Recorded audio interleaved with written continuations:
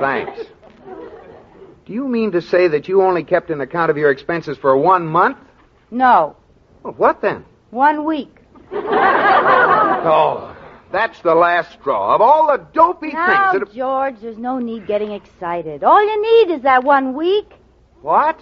If you want to find out how much I spent during the year, you just multiply the 1 week by 65. 65? 56? 24? Well, the number of weeks in a year. Never mind. Now, let's take a look at this fateful week in the little black book. Yeah. Expenses for week ending January 8th, 1949. January 1st, newsboy, 50 cents. Cleaning, $1. Toothpaste, 39 cents. Miscellaneous, $180. What in the world is miscellaneous? Miscellaneous, rent, food, telephone, gas, electric, that stuff. Oh, that stuff. Yeah. Well, that's enough from the book, George. You'll be late for the bank. Now, wait a minute. What's this item here? GTL, $10. What is GTL? Oh, that. Well, that's a little joke of mine. It's a code for my visits to the beauty parlor. Yeah, but what does the GTL stand for? Gilding the lily. I told you it was a joke. I guess it's not very funny, huh? I'll say it isn't. If you spend $10 a week, that's $520 a year in the beauty parlor. Oh, now, George, you're not going to ask me to give that up. I certainly am. And we've got to cut down somewhere, Liz. But why there? Can't we start somewhere else? Sure, we can cut out some miscellaneous, like rent and groceries. Okay. Liz? But, George, women need to go to the beauty parlor. Well, maybe other women, but it's just a waste of money for you to go. What? Well, I mean, you're so pretty, it's a waste of money. Gilding the lily, like you said. You certainly got out of that one. Liz, when we first got married, you did your own nails and you washed your own hair. Well, you could still do it. I can't think of one good reason for you to go to a beauty parlor at all. You can't? No. Well, George, I've never told you this before, and I hope you won't be disillusioned, but my hair isn't naturally red.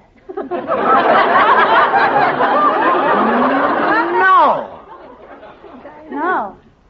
And if I don't have it fixed every week, some strange things are liable to happen on top of my noggin. You don't say. Yes. This glorious sunset will fade and night will fall on my scalp. Well, I've got news for you. Let it go back to its natural color. I liked it that way. You did? Yes. It was a very pretty shade of... Well, sort of a... Hey, what color was it? See, you can't even remember. Well, for your information, George Cooper, the girl you married had hair that was... It was sort of, Gee, I can't remember myself. Well, this is a good time to find out. Let it grow in. Oh, George, you're not serious. Well, I certainly am. This year, we're going to save that $10 a week. But I've got an appointment at Sally's this morning. Can't the old lily have one last gilding? No, Liz. We've got to cut down, and we've got to start right now. Well, how come we're cutting down with my hair? Oh, well, don't worry, Liz. I'm not asking you to do anything that I'm not doing. George, you're not going to stop dyeing your hair, too. No, Smarty. I canceled my membership in the athletic club. Ooh. Yeah. And it's all settled. You stay out of the beauty parlor, and I'll stay out of the athletic club. And this time next year, we'll have plenty of money. What good will it do? I'll never see it. Why not? You'll be too flabby to carry it in the house, and I'll be too ugly to go outside and look at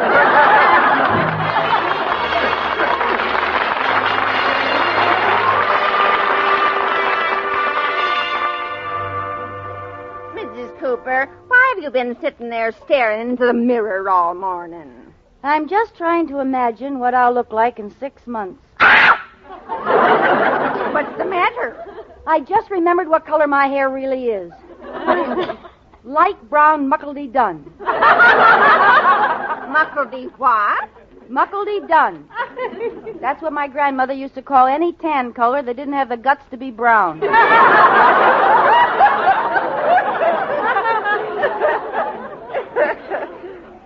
Oh, Katie, I can't face it. I've got to keep that appointment with Sally. If I leave now, I can just make it. But you promised, Mr. Cooper. I can't help it. No woman in her right mind could keep that promise. I'll save the money by giving up something that's not as important, like eating. Well, what if he catches you? I'll plead temporary insanity.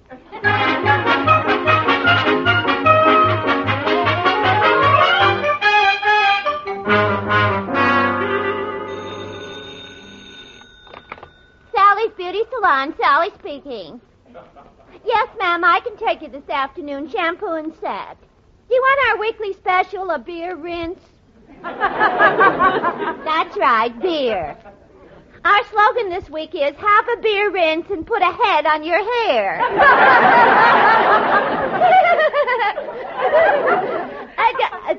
Hello? Hello? She hung up. No sense of humor.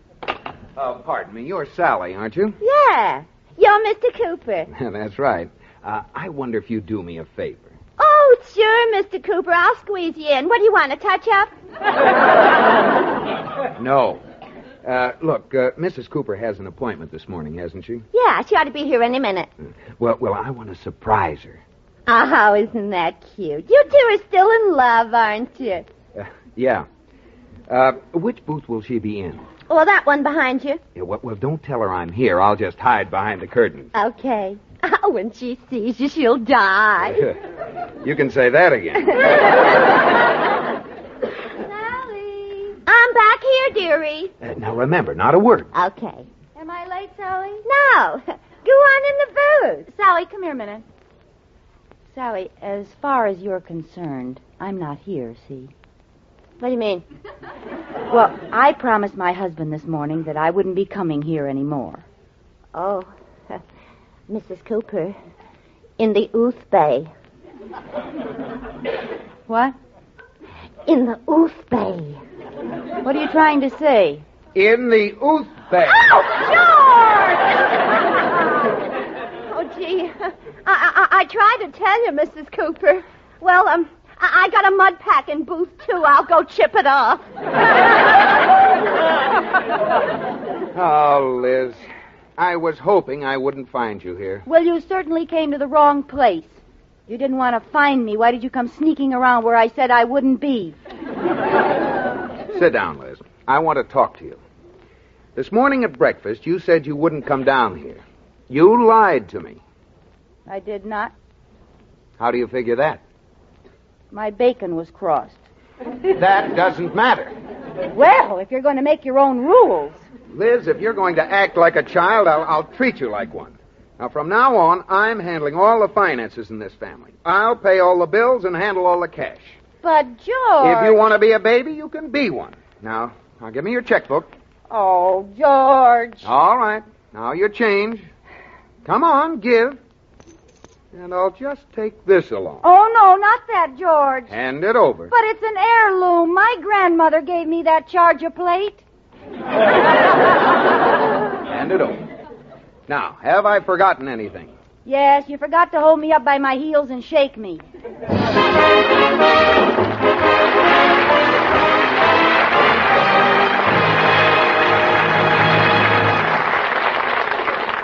Well, Liz may not have a budget that stretches to the beauty parlor, but any budget gets a break when there's Jell-O on the pantry shelf. And gay, shimmering Jell-O doesn't need any expensive treatment to make it look grand and glorious. It's the easiest thing in the world to fix. And with a twist of the wrist, you can dress it up fancy. For instance, mold the Jell-O in a shallow pan, and when firm, cut it into sparkling little cubes. Or flake it up by putting it through a ricer. Then serve in individual sherbet glasses topped with sliced bananas and whipped cream. All 6 delicious Jell-O flavors are rich with locked-in goodness. Strawberry, raspberry, cherry, orange, lemon, and lime. And all 6 lovely Jell-O colors are bright and gay as a rainbow. So look for those big red letters on the box. They spell Jell-O, and Jell-O spells a treat. That name is a registered trademark of General Foods. Jell-O. And now back to Lucille Ball in My Favorite Husband.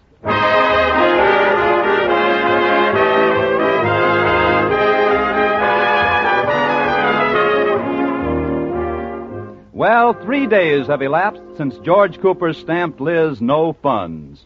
And now we find Liz desperately trying to figure out where she can find some money. Mrs. Cooper, what on earth are you doing to that couch? I'm looking for money under the cushions. You know, after George takes a nap here, it's like panning for gold. Any luck? Oh, I got a big haul. 3 bobby pins, a nail file, a thimble, and half a sandwich. My goodness, what kind of a sandwich? Peanut butter and lint.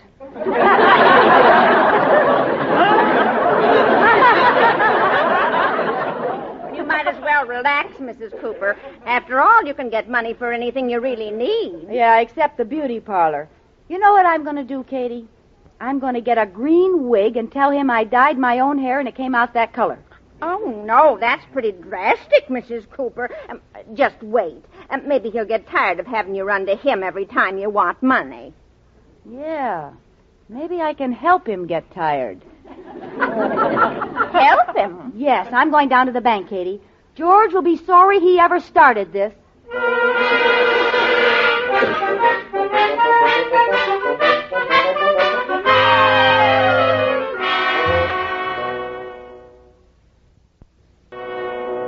Did you want to see me, Mr. Atterbury? Yes, George boy. Add this column of figures for me, will you? I'm not a well man. I've got a headache and my eyes are jumpy. Oh. Is there anything I can do? No, there's nothing anyone can do. I've got a television hangover. What was on? Nothing. Wasn't a thing on that I'd spend 2 minutes looking at. Well, how long did you watch it? 6 hours. I hated myself the whole time. Well, why didn't you turn it off? You can't help yourself, boy. It hypnotizes you. You sit down to watch Ed win, and 6 hours later you find yourself sending in for a Hopalong Cassidy hat. Yeah, I guess television really gets you. Well, I'll add those figures for you. No, let's add them together. That way we're bound to be right. Yeah, all right. 5 and 4 are 9, and 8 is 17, and 4 is 21. Hi, fellas. Liz, what are you doing here? Pardon me, George, but I have to see you a minute. This is Miss Finley. Miss Finley, this is my husband. How do you do, Mr. Cooper? And this is my husband's boss, Mr. Atterbury. How do you do, Mr. Atterbury? How do you do?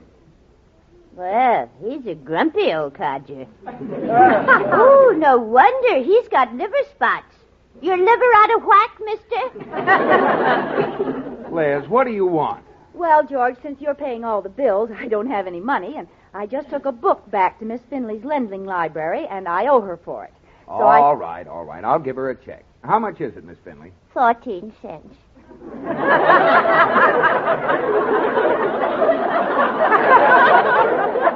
Liz? She took it out a week ago at 3 o'clock, and it's 1 minute to 3 now. I believe you. Here's your... Mr. Atterbury, have you got 2 pennies? George, I'm not well.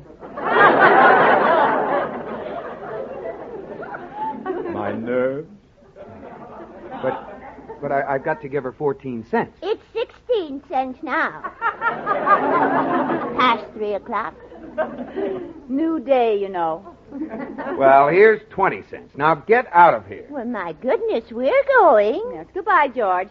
We'll get change for that dime, Miss Finley. You can give me the 4 cents he overpaid you. Look, Mr. Atterbury, I can explain. Never mind. You see what... Never mind, George. Let's just get these figures added. Yes. Where were we? At the beginning. 5 and 4 are 9, and 8 makes 17.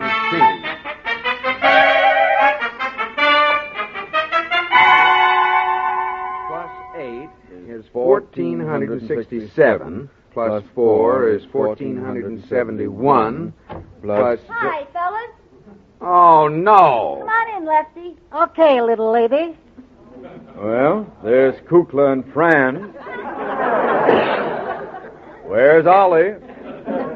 Liz, what's the matter with you? I'm sorry, George, but I owe Mr. Lefty some money. This is my husband, Mr. Cooper. Hello, Cupid. Cupid? I'm losing my grip on reality. Oh, well, don't mind Lefty. He likes to give people nicknames. This is Mr. Atterbury, my husband's boss. I'm glad to know you, Ada baby.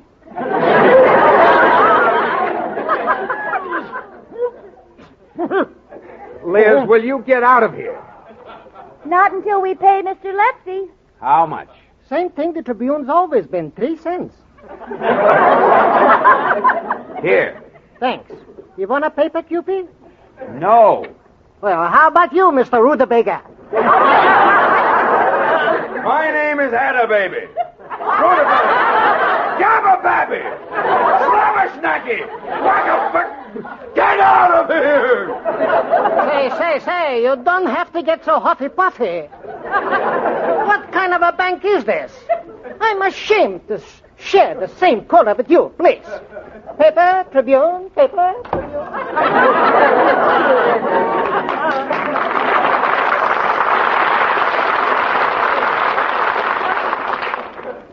Come here, Liz.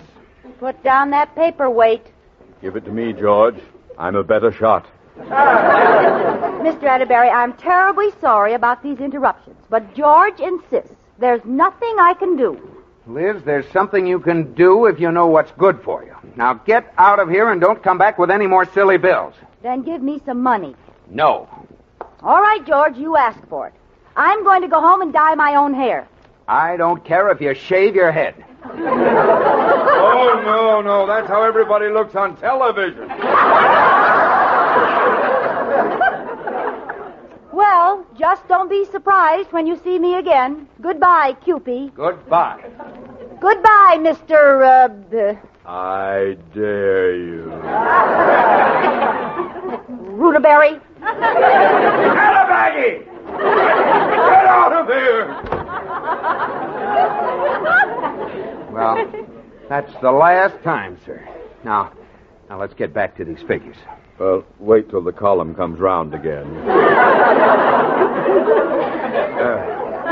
Now, do you remember where we were? Yes, 1,400 and... 1,400 and... 5 and 4 are 9, and 8 is is 17, and 4.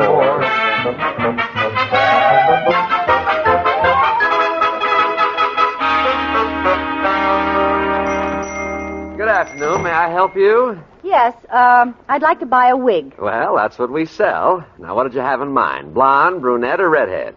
Green. Yes, madam, I beg your pardon. Did you say green? Yes, I'd like a green wig. Do you have one?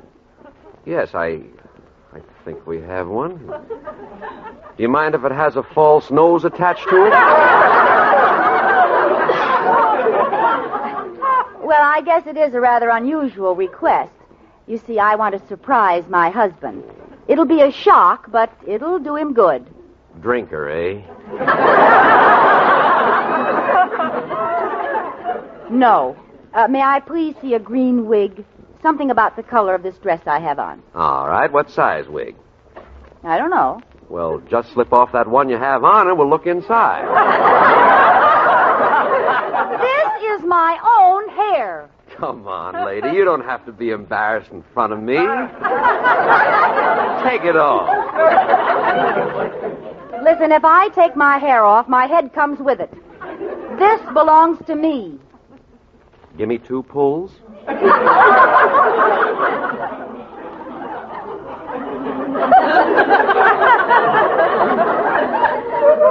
Look, will you give me that wig or not? Okay. Wait a minute. Here, try this one. There's a mirror right behind you there. All right. Oh, look. With this green dress and the green hair, I look like I'm peeking out of a pickle.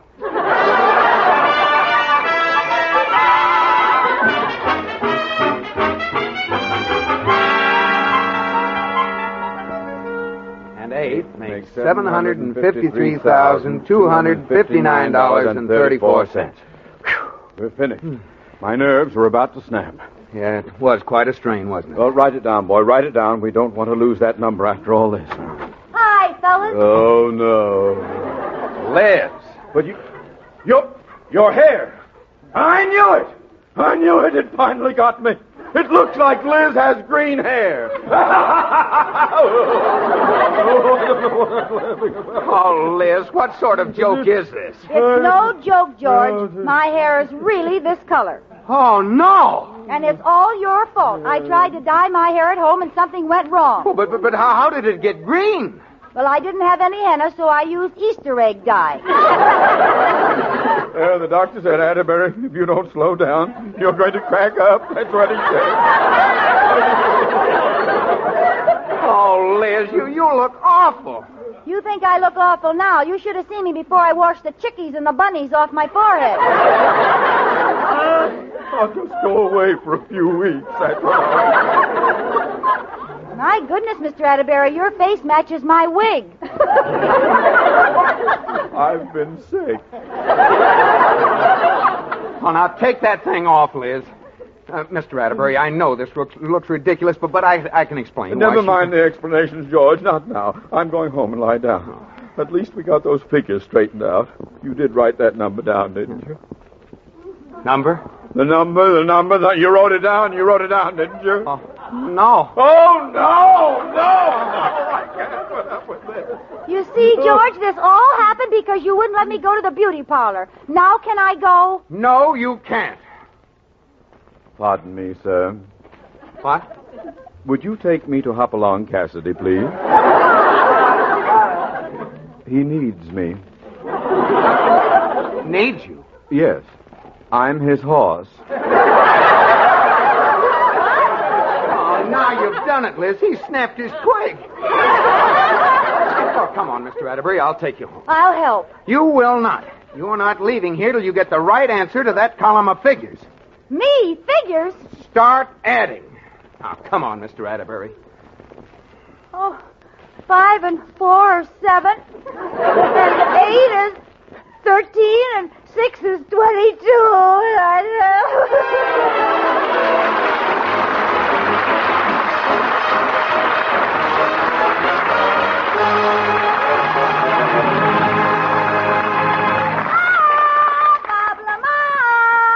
Yes, Lucille, where away tonight? Tonight, Robert, you are an archaeologist who has just discovered some ancient Egyptian hieroglyphics.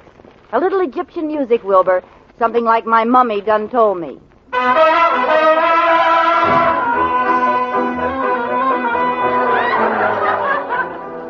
Oh, if I only knew what these hieroglyphics say. But no one has ever been able to read them.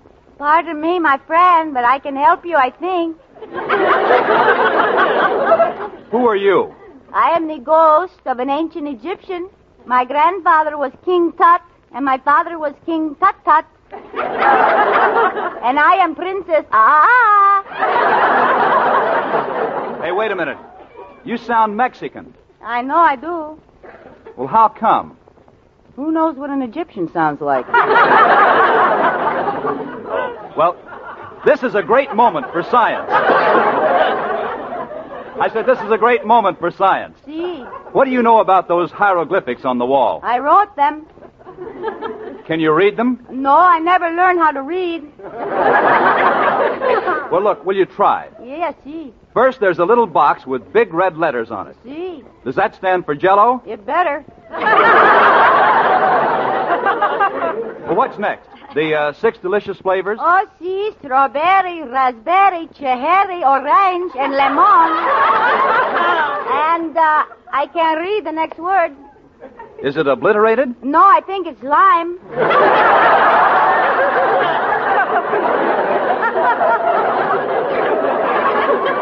That's amazing. What you say? I said that's amazing. No, I think it's lime.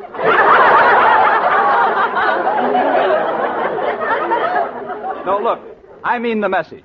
It must go on to say that Jell-O makes you think of the real ripe fruit itself. Oh. And the flavor is locked in by a special process so it can't get out till your first delectable spoonful. That is right. 2,000 years ago, we liked those 6 delicious flavors. Strawberry, raspberry, cherry, orange, lemon, and amazing.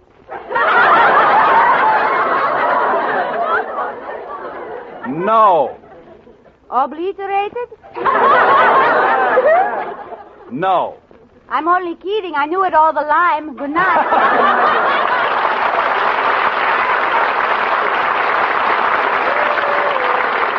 Be sure to listen to Lucille Ball and My Favorite Husband again next week, presented by J-E-L-L. Oh, the big red letters stand for the Jell-O family. Oh, the big red letters stand for the Jell-O family. That's Jell-O. Yum, yum, yum. Jell-O puddings, yum, yum, yum. Yellow tapioca puddings, yes, sirree. This is CBS, the Columbia Broadcasting System.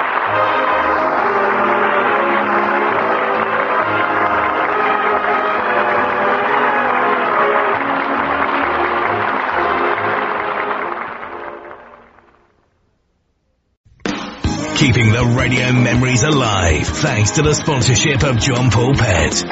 Pet care with a salon pedigree. Visit jppet.com today. Frontier Town, the saga of the Roaring West.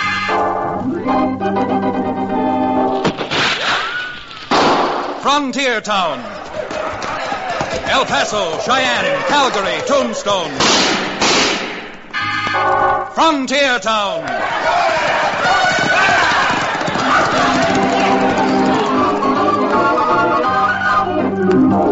Here is the adventurous story of the early West, the tamed and the untamed. From the Pecos to Powder River, Dodge City to Poker Flat. These are the towns they fought to live in and lived to fight for. Teeming crucibles of pioneer freedom. Frontier Town!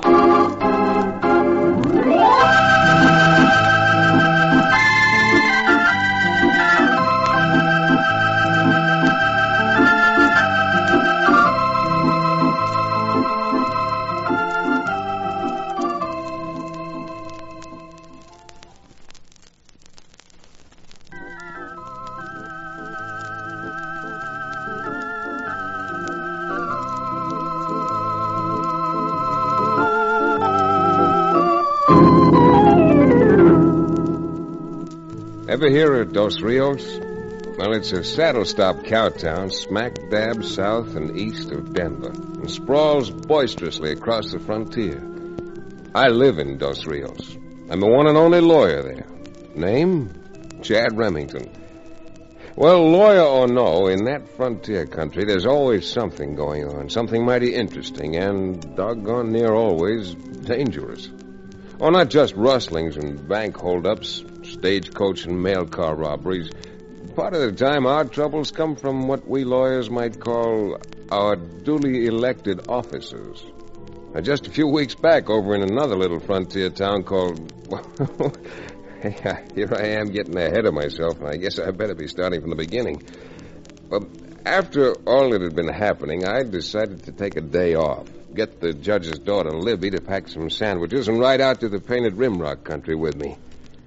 Well, we'd had a nice ride, a good lunch, and Libby and I were talking things over. I don't know about June, Chad. It's so soon. Well, doggone it, Libby. With me, it's the sooner the better. It isn't as if this is going to come as a surprise to your father, and I... Uh-oh. Now, look who's coming. Wait, who is that, Chad? Is it Cherokee? It's the O'Bannon himself, in the flesh. And it's just gold pieces to gopher holes. He's not out riding just to exercise one of those horses from his livery stable. Now, wait a minute. Hey, Cherokee, over here. He sees us. What do you think he wants? I sure don't know. I paid him 2 months in advance for that office I ran from him up over his stable. Easy there, Gladys. Whoa! Who? I knew I'd find you two lolling in some romantic dell. Hold it, girl. Well, if you knew it, did you have to come out to prove it? Having two people the right to commune with nature? My dear Miss Libby, you can continue communing with nature, because if I say so myself, I am one of nature's noblemen. Yes, indeed. Oh, go on. Mother Nature probably ran you out of the house years ago for peddling that rattlesnake oil of yours. Oh, what's up, Cherokee? Why'd you come out here heels over leather? Because, my cherubic counselor, a telegram arrived for you. Oh? And since old Hank at the Western Union office said it was important, I thought I'd hit the saddle and try to find you. Here. Oh, thank you. Excuse me, Libby. Well, this doesn't sound so good. What doesn't sound so good? What did the telegram say? Oh, I don't know if you remember Bill McCarty over at Medicine Creek. I'm sure your father does. McCarty? Isn't he the tax collector over in Comanche County? Yeah, but he's not the county collector. He's a local tax collector for Medicine Creek. And the telegram's from Bill, and from the little he says here, it looks as if he might need some legal advice. Legal advice, I'll bet. Anytime anyone sends you a telegram, they don't want legal advice. They're looking for two-fisted help. Oh, listen to the man. Chad, would you mind telling me what it's all about? Why should the tax collector in another town in an entirely different county suddenly telegraph to you? You can't tell much from what he's wired. Having filed a telegram at the Medicine Creek office, apparently Mr. McCarty was a little more than a wee bit cautious. But if I can read between the lines, Bill's mixed up in some sort of political shenanigans that involve the mayor of Medicine Creek. Politicians. Those I've met, not counting the sheriffs, rangers, and marshals, have been even more deceitful than the third-rate medicine man. Well, you should know, Cherokee. As a first-rate medicine man, Cherokee, and the owner of a second-rate livery stable, would you be inclined to lend me a horse and ride over to Medicine Creek with me? That I would. That I would. But, Chad, we were talking about, well, you know.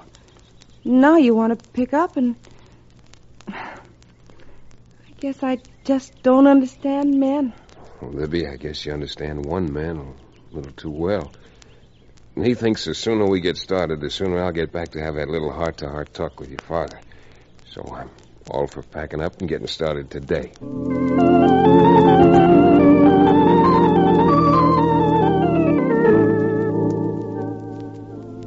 Well, sir, as it turned out, it was a good thing I didn't postpone my trip. Truth of the matter is, as it turned out, it was too darn bad I couldn't have gotten started a day earlier. Because while Cherokee O'Brien and I were leaving streamers of red dust behind our pounding horses, the stage was being set in Medicine Creek for the big blow-off.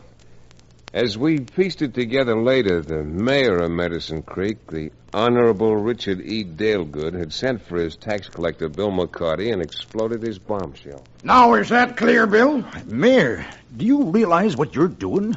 You're actually raising taxes to 3 times what they were last year. McCarty, I had you appointed as tax collector because I felt you were one man interested in seeing Medicine Creek grow. Man alive, that takes money. Of course it takes money, but tripling the taxes isn't going to raise money. All it'll raise is trouble, maybe killings. You know what a bad season the cattlemen have had. McCarty, either you collect those taxes or I'll have you impeached for malfeasance in office. Impeach and be hanged. Go on, haul me into court. But I think when you realize what I'll tell that jury, it'll be you they'll impeach and not me. There are a few other things I could tell a jury. Things like who killed Ralph Osborne. You know blame well I didn't kill Ralph. Do I? Well, I'm afraid any story I'd tell a jury would be thoroughly convincing. You'd better be leaving, McCarty. And if you come back without the tax money, the mystery of who gunned down Ralph Osborne will be finally cleared up. Why, you... Good morning, Mr. Mayor, and goodbye. Well. I wonder who I can appoint tax collector after your funeral, McCarty. Somebody who'd at least appreciate the way we'd... Crone, what are you doing in my office? Well, Mr. Mayor, you handled our tax collector very nicely. Confound it, Crone, I don't like you sneaking in my office through the back door. Well, I'll tell you, Your Honor, I saw McCarty go into the Western Union office this morning and send a telegram. Then when I saw him heading for your office, I just thought I'd come in through the back and listen to what he had to say. Well, I told you what would happen. You heard McCarty. He refuses to go through with it. Yeah, I heard him, and I heard you, too. Heard me? What do you mean? How far do you think we'd get accusing McCarty of bushwhacking Ralph Osborne? I'm afraid, Mr. Mayor, that you're foolish enough to have faith in human nature. Huh? If a jury really started to investigate Ralph's death, It might be me they'd build the scaffold for. And if they build it for me, my friend, they'd build another alongside of it. For you. I knew I should never let you jockey me into a spot. Now, if McCarty talks to the ranchers and advises them not to pay the new taxes, everything I've spent 2.5 years working for will be blown away like so much tumbleweed. Your Honor, you're absolutely right. But I have a feeling that Medicine Creek is badly in need of a municipal reorganization. And to start with, you'd better appoint a man to replace our tax collector. For Pete's sake, Crone, don't you even think? If I throw McCarty out now, it's a cinch every landowner around here'd believe his story. Oh? But how can they believe his story, Mayor? I mean, did you ever hear of a dead man talking?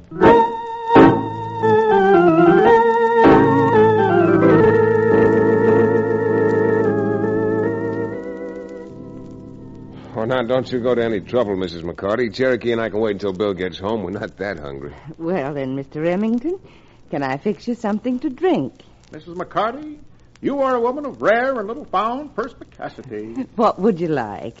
Tea? Well, Cherokee, aren't you going to answer the perspicacious lady? Tea?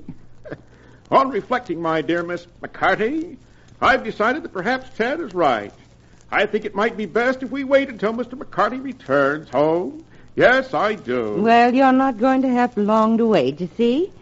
Comes Bill now, just riding over the ridge of that hill. Hey, he certainly looks well, doesn't he? Yes, he looks well enough, considering, but all this grief the mayor's been giving Bill has certainly done him. Billy Blue Blazes, Chad. Did you hear those shots? I sure did, Cherokee. Come on, Bill McCarty's been blasted plumb out of his saddle.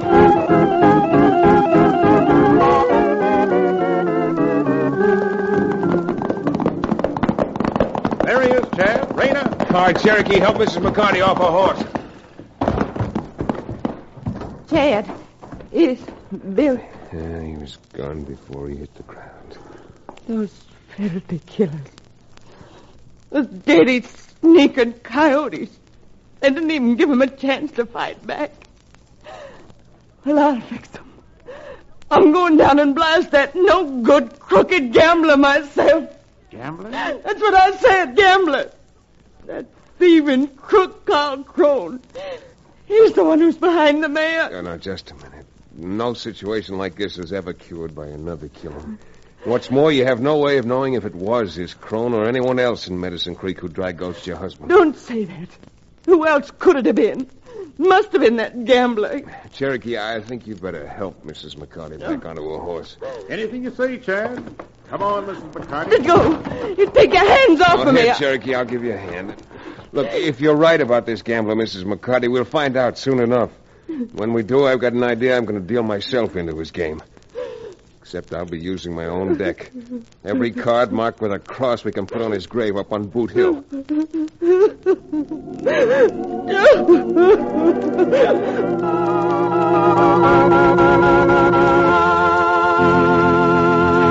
We'll return to the exciting second act of our frontier town adventure in just about 1 minute.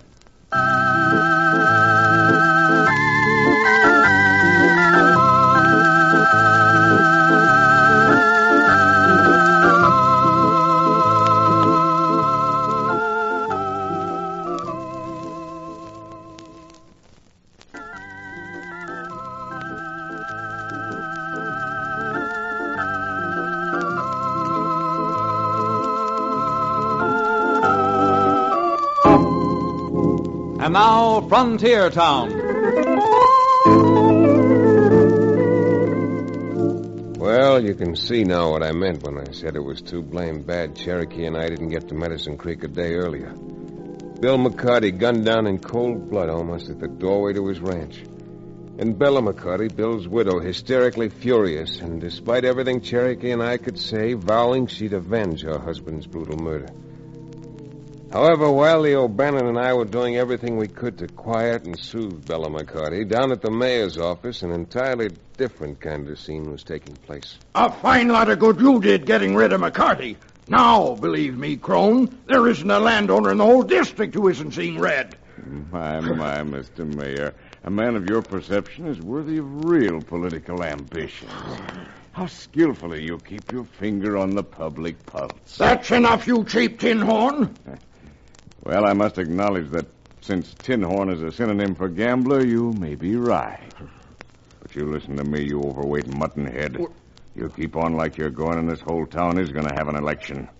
We'll not only elect us a new tax collector, we'll elect a new mayor. Now, look here, Carl. There's no reason to go losing your temper at me. All right. And suppose you just listen. Don't you think I know the ranchers are up in arms? Well, that's exactly what I want. What you want? You bet.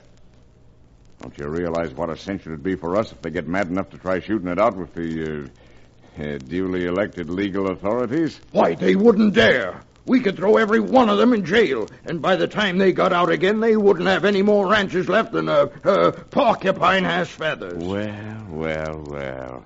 So you're finally getting some sense through your thick head. So I'm finally getting some sense. But don't you think some of those ranchers are going to get some sense, too? What of it? All you have to do is sit here in this office the taxpayers furnished so nicely for you, and keep your eyes glued on that safe I loaned you. Because, Mr. Mayor, with the help of a few of my friends, it isn't going to be very long before that safe's so crowded with greenbacks it'll take a 20-mule team to move it.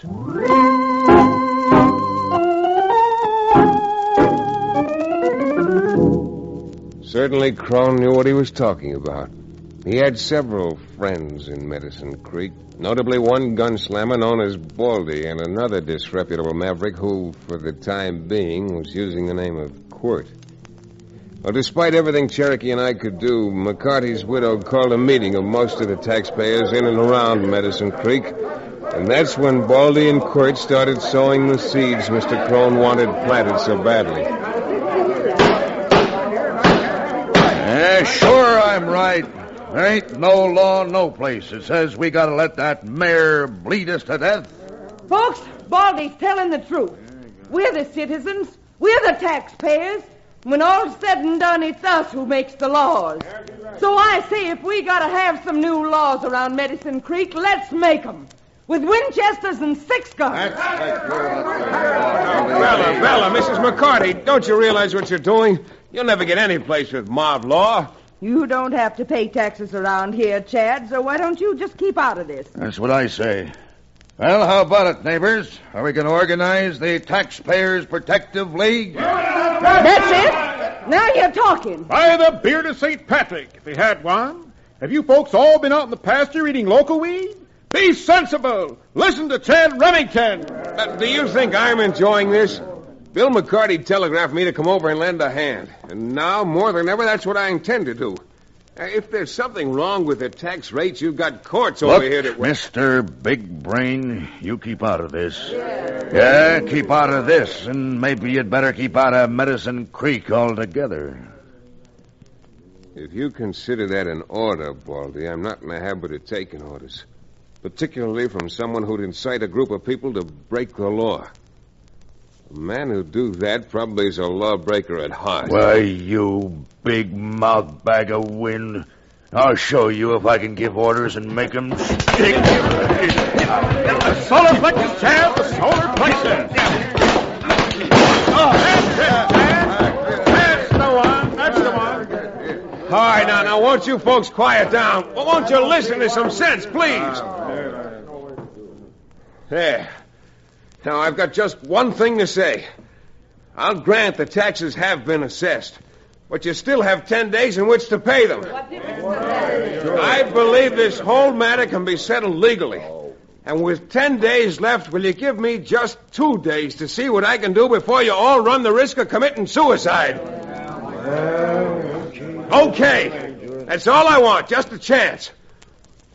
Chance to save the other women in Medicine Creek from joining Mrs. McCarty in wearing mourning.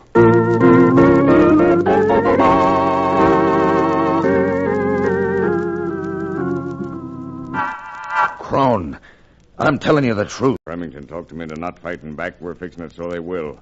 So get the rest of the boys and oil up your guns. Medicine Creek's going to have a range war, and we're starting it ourselves.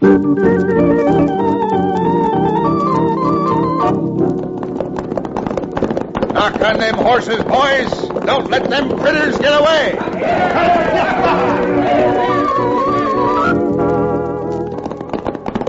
That's the Lazy J boys coming now. Rein up.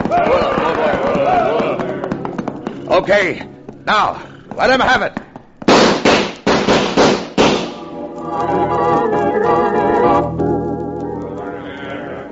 You got the powder set, Baldy? All set, boss, and the fuse is lit. Okay, then, let's get out of here.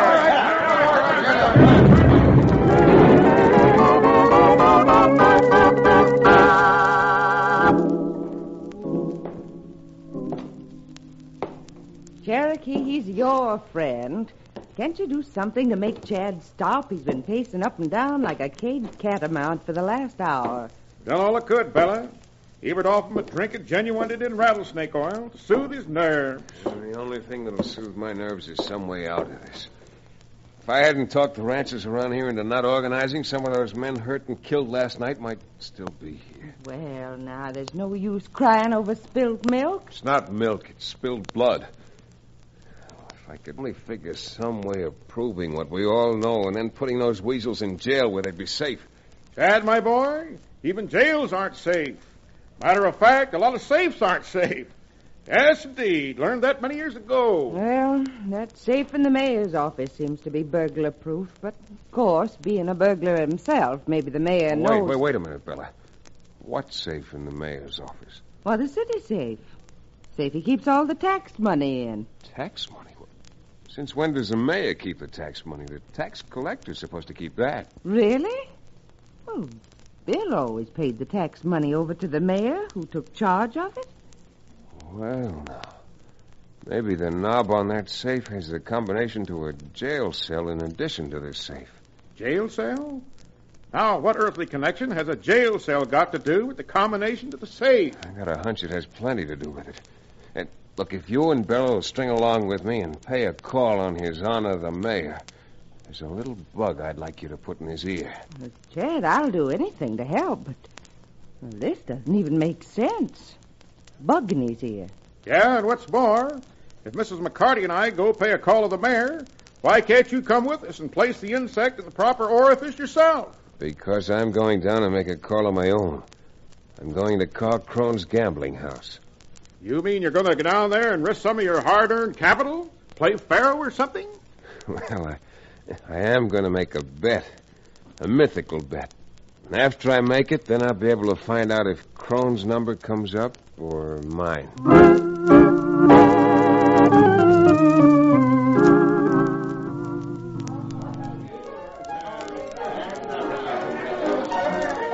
Yeah. I've heard all about you, Remington. I've heard all about you, Mr. Crone. In fact, that's why I paid you this call. Do tell. Uh-huh. I thought you'd like to know that your friend, the mayor, suddenly packed up and took the stagecoach out of town. Why, well, why should I care if the mayor left town? You know the answer to that better than I. But he was carrying 2 very heavy carpet bags. Remington, I've been at this game too long not to know the only card you've got in the hole is a deuce. You're bluffing. Well, then why not call my bluff by going over to the mayor's office with me and finding out? Okay. I'll just take that bet. And if you have got a deuce in the hole, Remington, you're going to find yourself dead broke. Or just plain dead.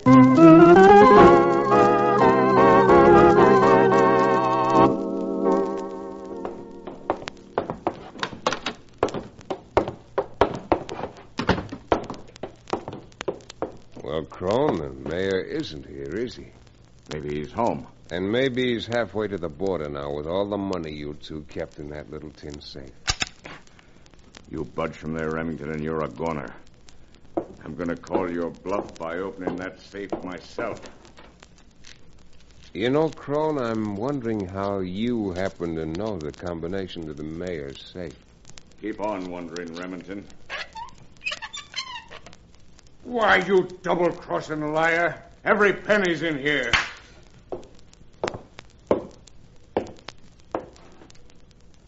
It didn't work, mister.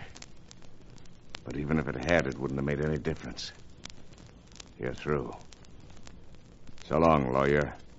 You'll find your corpse at the bottom of the rapids. Well, Crone, you can't say I didn't back my little bluff with that. But you haven't pulled that trigger yet. You'll never live to say that again.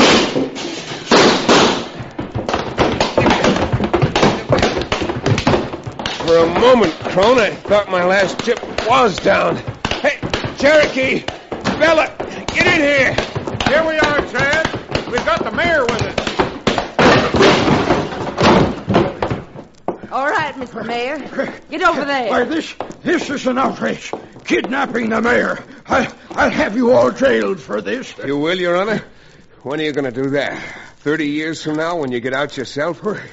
Because that's just about what the jury will give you when they find out that the most notorious gambler in town knew the combination to your safe and what was in it.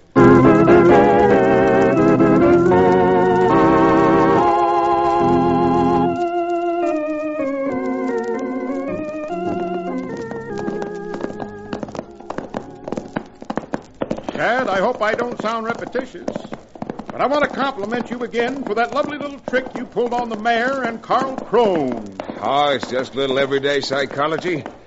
A man who makes his living by chicanery generally is easy prey for chicanery. Well, for instance, take you. You made your living peddling that rattlesnake oil. Now you spend most every nickel you make buying some other kind of liquid poison. Oh, is that so? Well, my barnyard Blackstone, I want you to know that I didn't always make my living vending patent medicine. Oh, no? Oh, siree.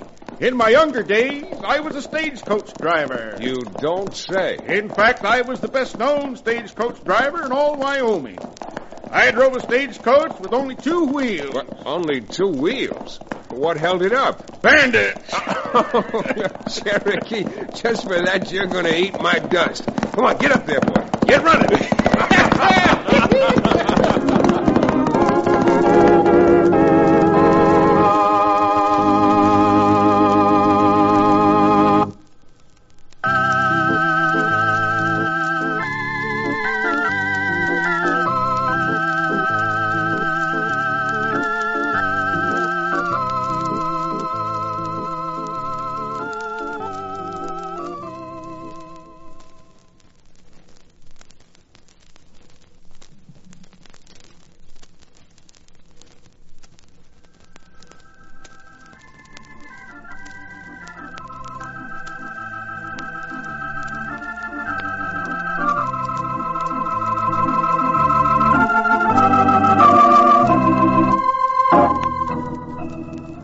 Frontier Town, starring Tex Chandler, is a Bruce Ells production. Story and supervision by Joel Murcott. Direction by Paul Franklin. Music written and played by Ivan Ditmars. Be sure to be with us again, same time next week, for another fine action-adventure story with your favorite young Western star, Tex Chandler. This is Bill Foreman telling you that Frontier Town came to you from Hollywood.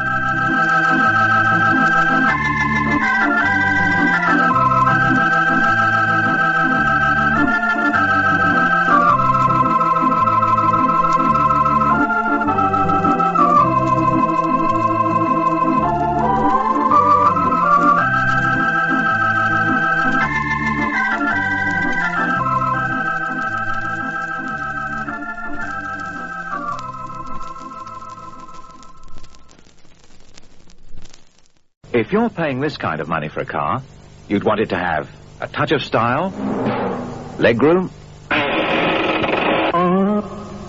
4 doors, and all that. And if this is what you had in mind, you don't even have to pay that kind of money for the new Skoda Super Estelle. Skoda's new Super Estelle puts the man in the street and his dog on the road. I hope you're not hungry, dear Henry, dear Henry. I've just burnt the roast and I've ruined the sponge. Well, that's a nice thing, isn't it? After I've been working all day... Henry, I've got me secret supply. You don't mean... Polo mints. Yum, yum. I hope you're not hungry, dear Henry, dear Henry. I've just burnt the roast and I've ruined the sponge. Well, that's a nice thing, isn't it? After I've been working all day... Henry, I've got me secret supply. You don't mean... Polo mints. Yum, yum. Ever been riding on a varnish stick? Read what it means in Meccano magazine. Build yourself a radio-controlled powerboat. Full-size plans are free with Meccano magazine. Packed with model planes, trains and cars. Meccano magazine. Out now, 1 and 6. Shimmer into summer with color at your fingertips. Nail color by Yvette. Hi there, get swinging with the new Yvette nail colors. They're great, sunny, bright, long-lasting. Just right for the moderns. Yvette, beauty at a young price. Shimmer into summer with color at your fingertips. Nail color by Yvette. Exclusive to Woolworth beauty counters. Classic shows from the golden age of radio. This is the Rocket Classic Radio Network.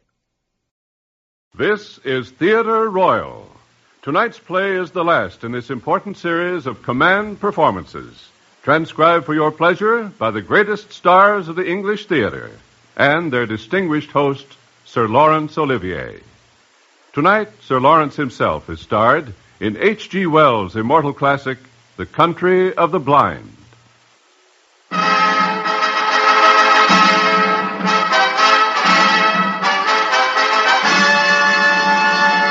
The National Broadcasting Company presents, transcribes, Sir Laurence Olivier in Theatre Royal.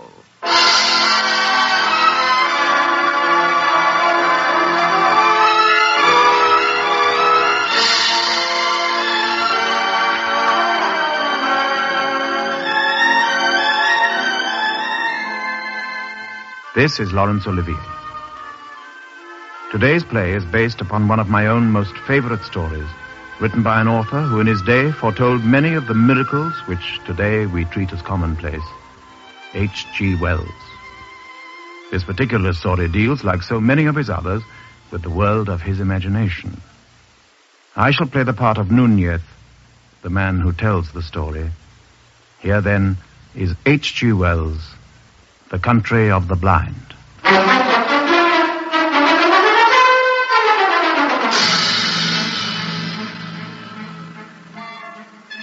300 miles and more from Chimborazo, 100 from the snows of Cotopaxi, in the wildest wastes of the Ecuador Andes, there lies that mysterious mountain valley cut off from the world of men, the country of the blind. Long years ago, that valley had been accessible. Indeed, it had been settled and farmed by Peruvians who had fled there from the tyranny of their Spanish ruler. But then, in the 17th century, a violent volcanic eruption had brought down one whole side of Mount Arauca. The landslide had completely cut off the valley from the outside world. And ever since that day, the country of the blind had been no more than a legend.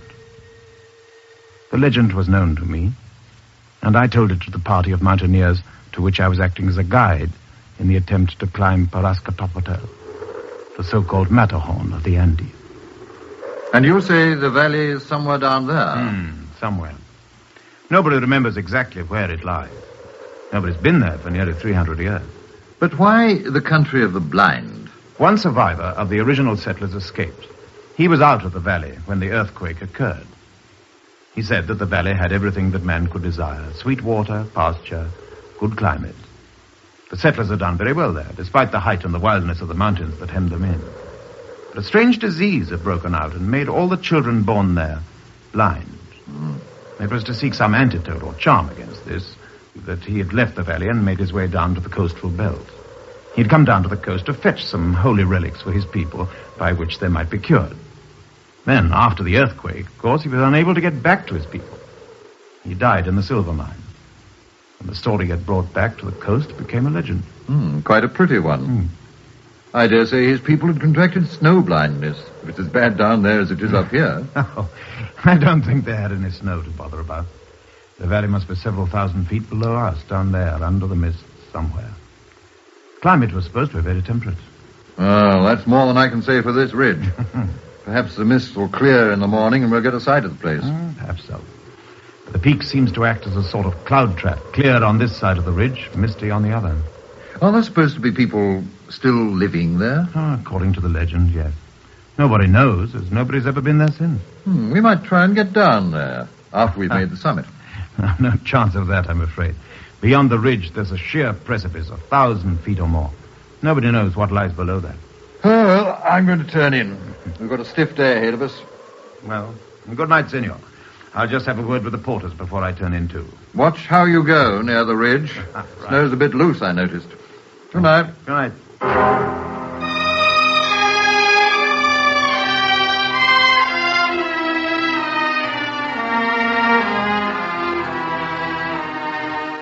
Our camp was at the foot of the last leg of the climb, on a sheltering shelf of rock just over the ridge by which we had come up.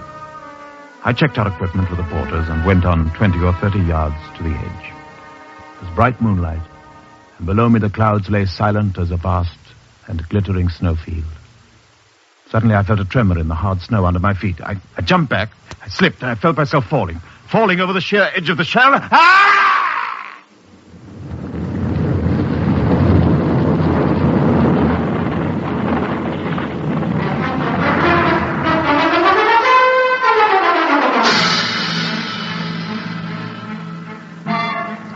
I shall never know.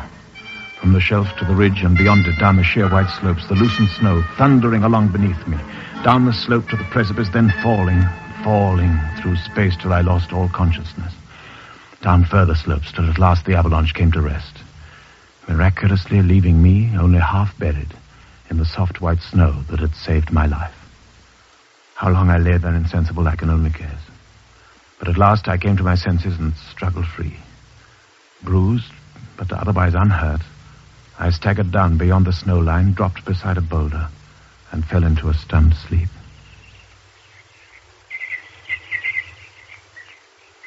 When I awoke, it was broad daylight. The birds were singing in the trees below me. I dragged myself to my feet and gazed about me. Behind, the sheer white wall of the mountain towered up to the clouds. There was no hope of climbing back to safety that way. My only hope was to go on, down by the screes and corries to the trees, down through them to the hidden valley. The climb might be difficult, but at least it was possible.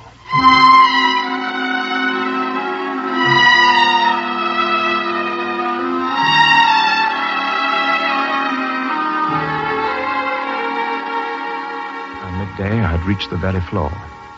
About me were green fields, carefully cultivated in little walled-in patches. And there before me were clustered the huts of a village. Hello there. Hi! 3 men were there beyond the stream. When I shouted, they turned and peered in my direction. I waved to them. They did not appear to see me. They turned towards the mountains and shouted away to my right. I scrambled down towards the little bridge which led into the village, and when at last they could hear me approaching, they turned their blank and sightless faces towards me. And then I knew. This was the country of the blind. All the old stories and legends came back to me, and as I came toward them, the proverb came into my mind. In the country of the blind, the one-eyed man is king.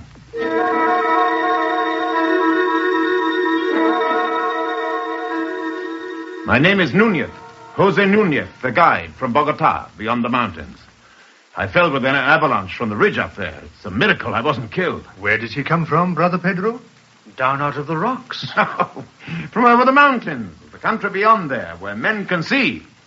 You can't see me, I know, but I can see you all right. I come from near Bogota, where nobody has lost their sight. Lost their sight? What is sight? Let me feel you, stranger. Let me feel your face. Why are you afraid to be felt? Well, mind my eyes, carefully. Eyes? He's a strange creature. Feel the coarseness of his hair like a llama's. And the roughness of his chin. Oh, rough as the rocks that begot him. Oh, well, perhaps he will grow finer. Carefully, don't prod my eyes like that. He speaks. Certainly he is a man. And you have come into the world. Out of the world? Over mountains and glaciers, right over there. The world beyond the mountains. The real world that goes down 12 days' journey to the sea. Let us take him to the elders. This is a marvelous thing. Take my hand. Take your hand, but I tell you I can see. See?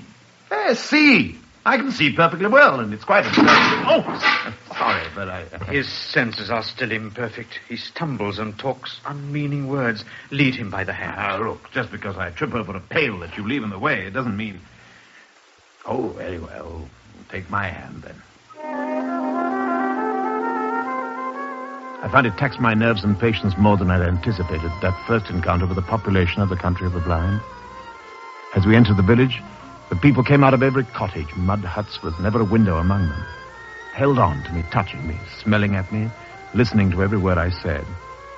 And I could make none of them understand that I came from the great world beyond the mountains and that I had eyes and could see. At last, I was told to wait outside the hut of the elders while my two blind guides explained all about me. Then I was told to enter. Inside, the hut was as black as night. I'm sorry, it's so dark, I can't see. I fell over somebody, I'm afraid. Dark? I'm sorry. See? What does he mean? As we said, he's a wild man out of the rocks. Bogota, over the mountains. His mind is hardly formed yet. He's only the beginnings of speech.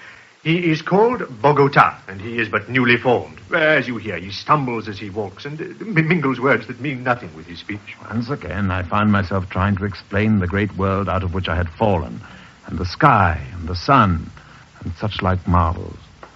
And they would believe and could understand nothing whatever that I told them. It was beyond my power to make them understand what sight and seeing really were. Finally, they began to explain the world to me. The world was first an empty hollow in the rocks, and then came first inanimate things without the gift of touch, and llamas and a few other creatures that had little sense, and then men, and then, at last, angels, whom you can hear singing and making fluttering sounds, but whom no one can touch at all. Singing and fluttering? Oh, you mean the birds? Birds? Yes. There is no such word as birds. If you continue to talk nonsense... Oh, excuse me. You come among us when our people are sleeping, stumbling and uttering words of no meaning. People sleeping? But you surely don't sleep during the daytime when it's light? Nonsense again? It's natural that people sleep when it is warm and get up to do their work when it is cold. Day and night. I never thought of it like that. Warm and cold. So your day is our night. It is obvious that you were created to learn from us and to serve the wisdom that we have acquired. The night is nearly over. Eat and sleep. And tomorrow we will try and teach you some wisdom and understanding. The exasperation of those first few days were almost more than I could bear. It was impossible to make them understand, to admit that I possessed any faculty that was denied to them. I spoke of the beauties of sight, of watching the mountains, of sky and sunrise, and they heard me with amused incredulity. To them there was no sky. Their valley was the entire world, walled in with the rocks from which sprang a cavernous roof, which they believed to be smooth and solid, from which dews and occasional avalanches descended. I was imprisoned with them in a kind of cosmic casserole. One day I could stand it no longer. You say that people who can see know what is happening a long way off. Yes, I can prove it to you. We're outside the village, aren't we? It's out of earshot. Well, not really. But I can see what is happening there. Now, if I tell you what I see, things that you can't hear at all, will you believe me then? Perhaps. What are the elders doing? The elders? Yes, the elders of the village. What are they doing in their hut? But if they're in their hut, how can I see what they're doing? I can tell you what the people in the street are doing. Oh, I can hear what they are doing. When we get a little closer, I can hear what the elders are doing as well. I don't have to go into the hut. I can hear through the walls. Can't you see through the walls? Of course I can't see through the walls. Nobody could. In fact, nobody can see. And don't walk on the grass. I can't stand it any longer. Put that spade down. What is Bogota doing? Why has he raised the spade over his head? He's behaving very oddly. Why has Bogota walked across the meadow and not gone by the path as he should have done? I'm going to do what I like in this valley. Do you hear? I'll do what I like and go where I like. Hold him, Brother Pedro. He's going to do something foolish. Bogota, put that spade down and come off the grass. I'll hit the first man who tries to touch me. I'll hurt you. I'll kill you. Leave me alone. Put that spade down. Hold him, brother. No! Oh, there. I told you, didn't I? I can see you. I can hurt you. Now try and stop me. Try and find me. I shan't come back till you acknowledge me as your king. In the country of the blind, the one-eyed man is king. Well, I'm better than that. I'll prove it to you. Try and find me now.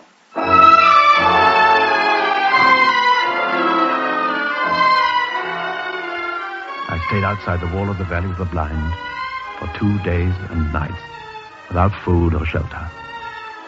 I thought of ways of fighting and conquering these infuriating people, but there was clearly no way of doing so. I had no weapons, and though I could make myself a club from the bough of a tree, I knew that it was impossible for me to attack them singly and in cold blood. I tried to find food among the pines, even to catch a llama and kill it, but it was no use. Hunger proved too much for me, until finally I crawled back to the village to try and make my peace with them. I was mad, but I am only newly made.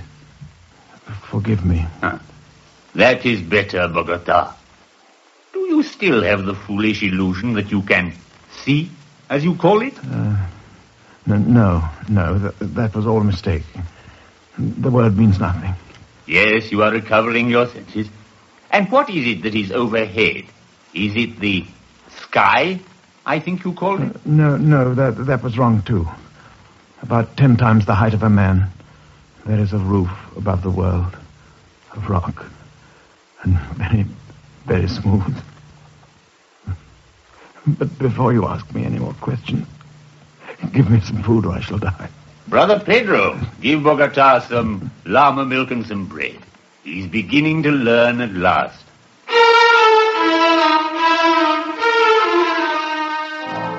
had expected dire punishment, but these people were capable of toleration. They regarded my rebellion as but one more proof of my general idiocy and inferiority. And after they had whipped me, they appointed me to do the simplest and heaviest work in the fields. And seeing no other way of living, I began to do as I was told. Time passed, and I began to regard myself by degrees as a citizen of the country of the blind, while the world beyond the mountains became gradually more and more remote and unreal. The man for whom I was put to work was called Jacob, the brother of Pedro, and his daughter was a young girl called Medina. She alone of all the people in the village listened to me kindly and tried to understand what I said. By degrees, we began to see more and more of each other. Or rather, I began to see more and more of her. You look very beautiful, Medina, sitting there spinning in the moonlight. You use so many strange words. It is hard for me to understand what you mean. Yet you do, Medina, don't you? Sometimes. When you tell me about the moon and the stars and the sunlight and mountains, I try to imagine what the words could mean. You understand what beauty means? Yes. It means smooth. You are beautiful, Medina. I am. But my face isn't smooth at all. Not nearly so smooth as some girls' faces are. How can I be beautiful? You're beautiful to look at. Your eyes look as though you were sleeping only. They're not red and sunken like the eyelids of the others. And you have beautiful, long black lashes. You should not flatter me like this, Bogota. It's not flattery, Medina. It's the truth. To me, you are the one beautiful girl in the valley. I love you. And I'm going to ask your father, Jacob, to let me marry you. Oh, no, Bogota. Yes. You mustn't. My father will be terribly angry. What? You must promise not to, please. Why should he be angry? Don't you love me? A little? I like you very much. I am happy all the time we're together. But you behave so strangely. I cannot always understand you. I will teach you to understand, Medina. And I will try and teach you to understand. It was one of Medina's sisters who told old Jacob about our love. And her whole family were bitterly opposed to any idea of marriage. Not because they thought very much about her, but because they despised me so much. To them, I was a being apart, a serf, an idiot, an incompetent, clumsy thing below the permissible level of a man. I cannot give my consent. It is impossible. Bogota is but newly formed. He cannot become one of us, or any better than a menial, while he still has these strange delusions about sight and seeing. You must try and forget about him. Perhaps after a few years he may improve. We will think about it then, if you persist in your foolishness. We were both of us in despair, for Medina refused to go against her father's wishes, even if it had been possible for us to escape from the village together. But there was nowhere else for us to go. The village was the whole world. Then one day, one of the elders had an idea. He was the greatest doctor in the valley, the medicine man, and he was renowned for his inventive and philosophical mind. The idea of curing me of my peculiarities appealed to him. One day, he broached the subject to Jacob. Your daughter still claims that she's in love with Bogota? Yes, though I have told her that the marriage is quite out of the question. Even if he could be cured of his peculiar ideas? But can he be? We have all tried hard enough. I've examined him, Jacob, and the case is now clearer to me. I think very probably he might be cured. I have always hoped that he could be. As we know, his brain is affected. Now, what is it that affects it? Ah, what indeed? This. Those queer things that are called eyes, and which exist to make an agreeable, soft depression in the face, are diseased, in Bogota's case, in such a way that they affect his brain. They are greatly distended, he has eyelashes, and his eyelids move. Consequently, his brain is in a state of constant irritation and distraction. Yes, yes. And I think I may say with tolerable certainty that in order to cure him completely, all that we need to do is a simple and easy surgical operation, namely to remove those irritant bodies. And then he will be sane? Then he will be perfectly sane and quite an admirable citizen. Thank heaven for science. Bogota, did you hear what Brother Doctor says? Yes. Yes, it's outrageous. Monstrous suggestion. The doctor's out of his mind. One might think that you did not care for my daughter by the way you are behaving. Of course, the idea of losing my sight, of willingly surrendering the most precious of all gifts, was more than I could bear. I refused even to entertain the idea, to discuss it with Jacob or the doctor or the village elders, all of whom begged me to realize that their only wish was to help me, to make me as normal and blind as themselves. To them, the very idea of sight was meaningless. Never having enjoyed the blessing, they could regard it only as some disorder of the brain. It was Medina who persuaded me at last to reconsider the matter, for without her, my loneliness was even more bitter than blindness itself. Please, Bogota, for my sake, won't you at least discuss it with the doctor? Just once more. Medina, do you want me to lose it? My gift of sight?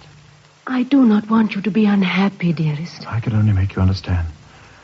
There are the beautiful things that I know so well. The beautiful little things. The flowers, the lichens among the rocks.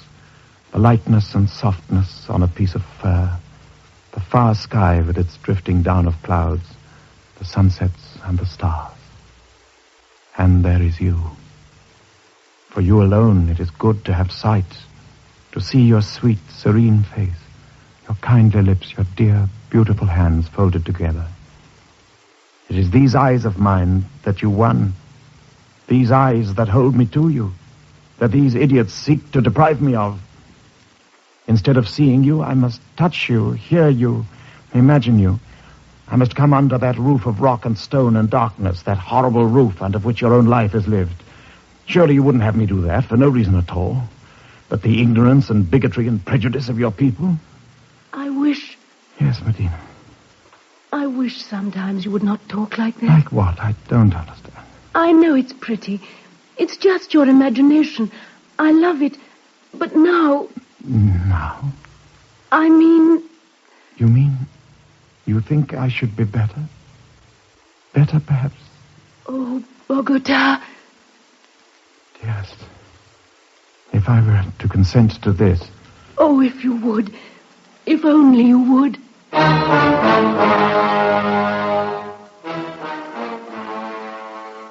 For a week before the operation that was to raise me from my servitude and inferiority to the level of a blind citizen, I knew nothing of sleep, of course. All through the warm sunlit hours, while the others slumbered happily, I sat brooding or wandering aimlessly, trying to bring my mind to bear on my dilemma. I'd given my answer, given my consent. Still, I was not sure. And at last, work time was over, the sun rose in splendor over the golden crests of the mountains, and my last day of vision began. I had a few minutes with Medina before she retired to sleep. My darling, tomorrow I shall see no more. Dear heart, they will hurt you very little. And you are going through this pain. You are going through it for me. Only that could make me submit to it at all. Dear, if a woman's heart and life can do it, I will repay you. My dearest one with the tender voice, I will repay. You've never looked more beautiful than you do this minute, as the sun rises over the mountains behind you. Can you feel its warmth on your hair? Yes. It is getting late. I must go in to sleep. One last kiss, my darling. Bye, my darling. Goodbye.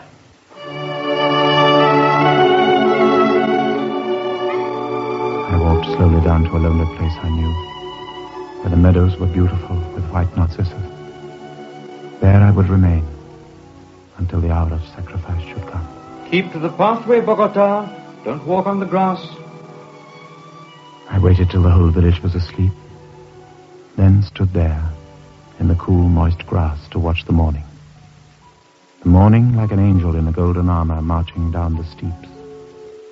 And as I watched that blaze of light, it seemed to me that before such splendor, I and this blind world in the valley and my love and all were no more than a pit of sin. I did not turn aside as I'd meant to do, but went slowly on across the bridge, through the circling wall of the valley, and out upon the rocks. And my eyes were always upon the sunlit ice and snow above me. I saw their infinite beauty, and my imagination soared over them to the things beyond. I thought of that great free world I was parted from, the world that was still my own, and I saw in imagination those further slopes, distance beyond distance with Bogota, a place of multitudinous, stirring beauty, a glory by day, a luminous mystery by night, a place of palaces and fountains and statues and white houses lying beautifully in the middle distance. And there, unpent by mountains, I saw the sky. Not such a disk as one saw it there in the valley, but an arc of immeasurable blue, a deep of deeps in which the circling stars were floating. I glanced back at the village, then turned right round and regarded it steadfastly. I thought of Medina, and she had become small and remote. I turned again towards the mountain wall, down which the day had come to me. Then quietly and confidently, I began to climb. Next day I was high, but I had been higher. I had escaped forever from the Valley of the Blind.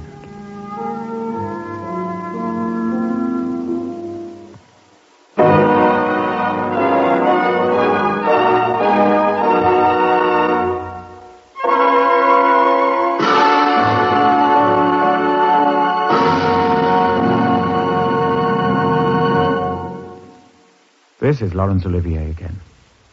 I should like to extend, as usual, my thanks to our cast, who included this week Gabrielle Blunt, Keith Pyatt, Stephen Jack, Donald Bissett, Anthony Carey, Roger Delgado, and Robert Rietti. Au revoir, and thank you.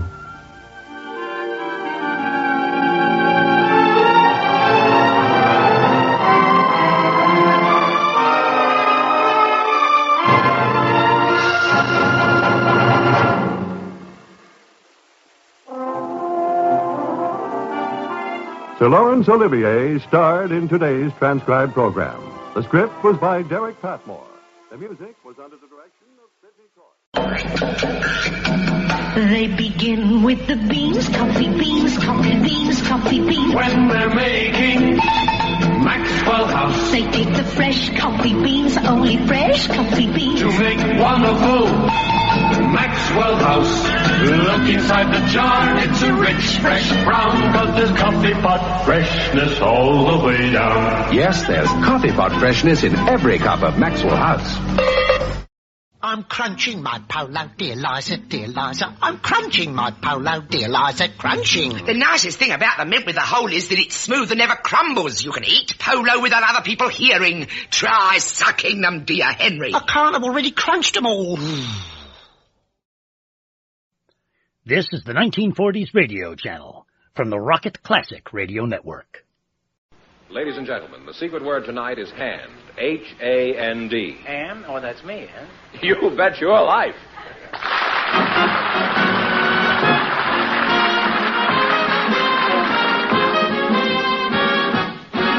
The National Broadcasting Company presents Groucho Marx in You Bet Your Life, the comedy quiz show transcribed from Hollywood. Groucho meets our first contestants in just 1 minute. Henderson, Olson, and me.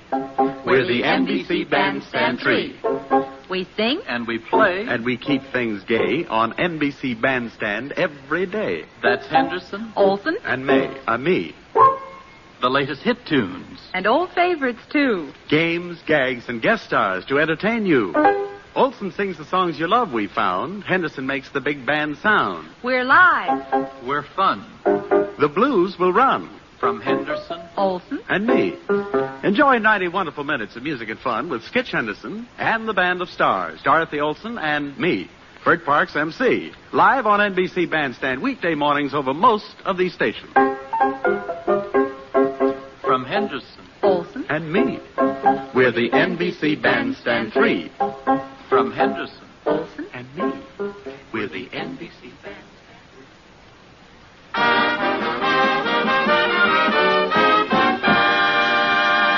Here he is, the one, the only...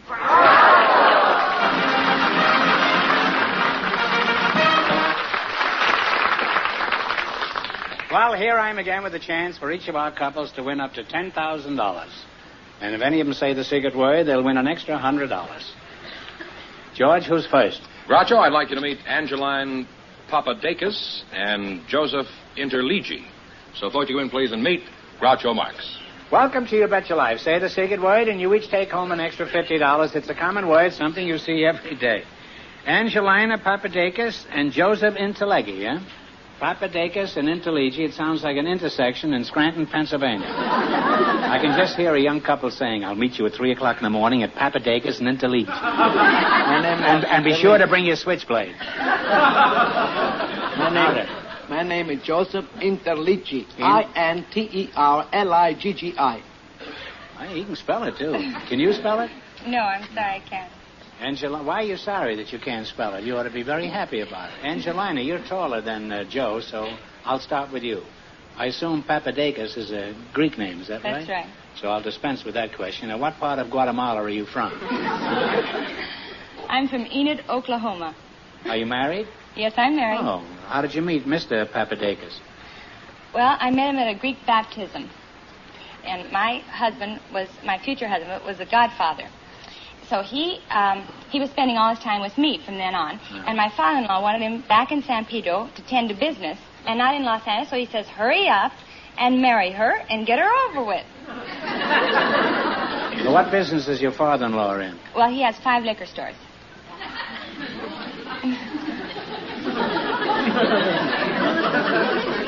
And who runs these stores? Oh, my husband. Well, would you have married him if he'd had 5 grocery stores? Well, I would have married him if he had 5 banks.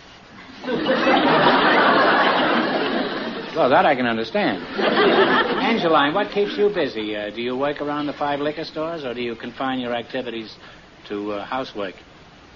Well, I have a husband and 3 boys to take care of in my house.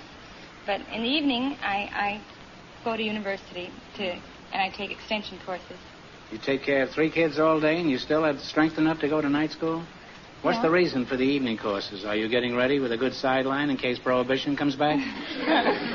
No, I'm going to work for a BA and then a master's and eventually a PhD. Mm-hmm. That's very impressive. What do you want to be, finally, ultimately? Ultimately? Eventually. A writer. A writer, huh? All the writers I know would rather be in the liquor business. Now then, Mr. Interleggy. My name now, Mr. Interleggy, Mr. Gratchman. My name is Joseph Interliggi. Interliggi. You know, I'm getting so that I can spell it now, too. Well, let's find out some facts about you. Are you of Italian descent? My father and mother are.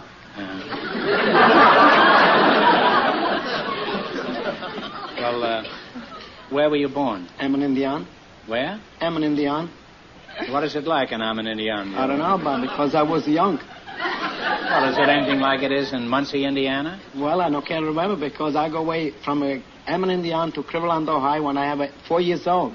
You went to Cleveland when you were 4 years old? That's right. Where'd you go, for the World Series? No, from Cleveland, Ohio, Daddy and Mama take me to Sicily. Oh. How long were you in Italy? 16 years. Oh. I'm from Sicily. Sicily. C-I.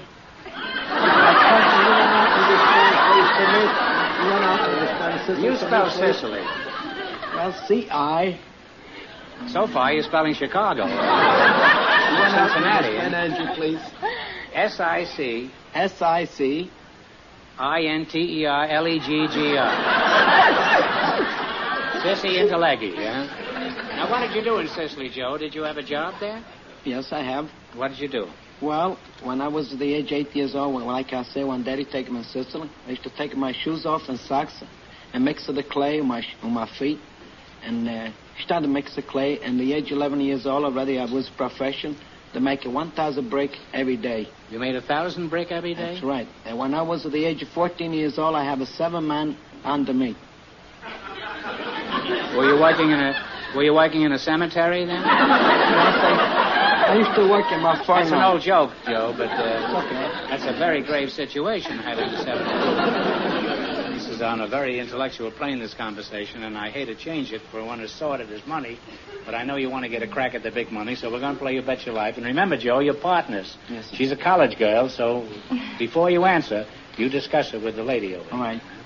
All right, you selected facts about presidents. I'll ask you some questions. If you miss 2 in a row, you're out. If you get 4 in a row right, you win $1,000. What musical composition is traditionally played upon the entrance of the president? Talk it over. Talk it over. Hail the Chief. Hail to the Chief is right. That's 1 right. Now then, what president was originally a very successful mining engineer? Herbert Hoover. Herbert Hoover is right. That's 2 right. What president was nicknamed Old Hickory? Andrew Jackson. Andrew Jackson is right. Get the next one right, and you have $1,000. Oh, boy! That's not a very dignified attitude for a mother. In what city was George Washington inaugurated? New York. New York City. There's no use fooling around with her. She knows all the answers. And you got 4 in a row, so you won $1,000. Well, you won $1,000. You can keep it and quit, or else you can come back later and at the end of the show and try to double your money. You may even get a crack at $10,000. And no matter what you decide to do, thanks for being on the show. Thank you. Thank you. Out of it,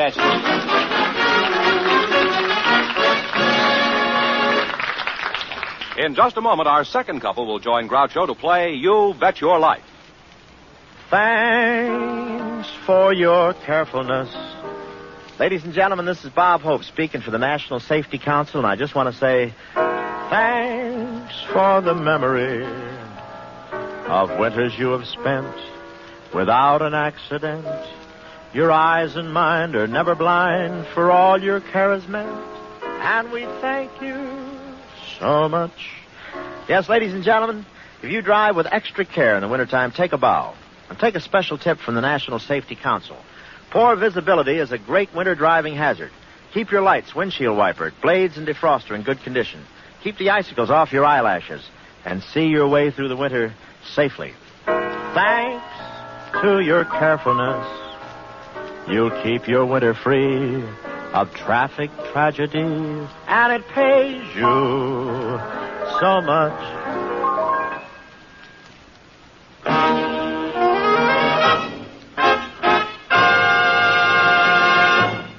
Mitzi Lynn and Ralph Barry are waiting to talk to you now, so forward you come in, please, and meet Groucho Marx. Welcome to You Bet Your Life. Say the secret word and divide an extra $100. It's a common word, something you always have with you. Mitzi Lynn and Ralph Barry, is that right? Where are you from, Mitzi? Well, I was born in Trenton, New Jersey, and I lived part of my life in Long Branch, New Jersey, which is a summer resort. Then came to California with my parents, and now I'm living in Phoenix, Arizona. Oh, are you married? Yes, I am. How long you been married? 11 years. 11 years. You don't look as though you've been married a day more than 2 years. Do you realize that? You don't mean that. No, I don't. Occasionally I tell little white lies up there. Well, you're a very young-looking woman, anyhow. What does your husband do? Well, during the week he's a barber, but on the weekends he plays drums. In the barber shop? No. He plays drums on weekends, huh? Yes. I guess on weekends it's a relief to look at some skin that doesn't have hair on it.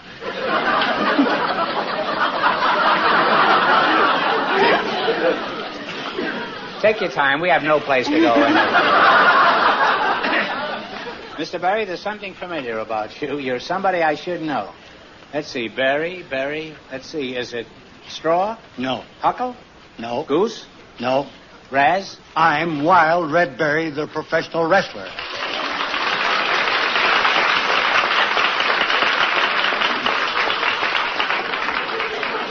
Wild Red Barry? I never heard of him.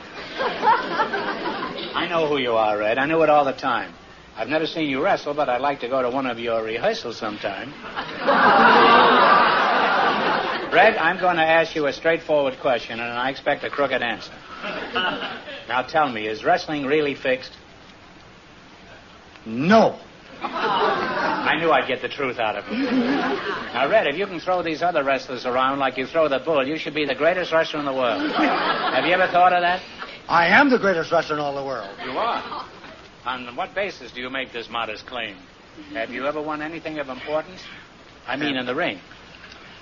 Groucho, for your information and edification, I was world's light heavyweight wrestling champion 3 times. I was junior heavyweight champion of the world 1 time.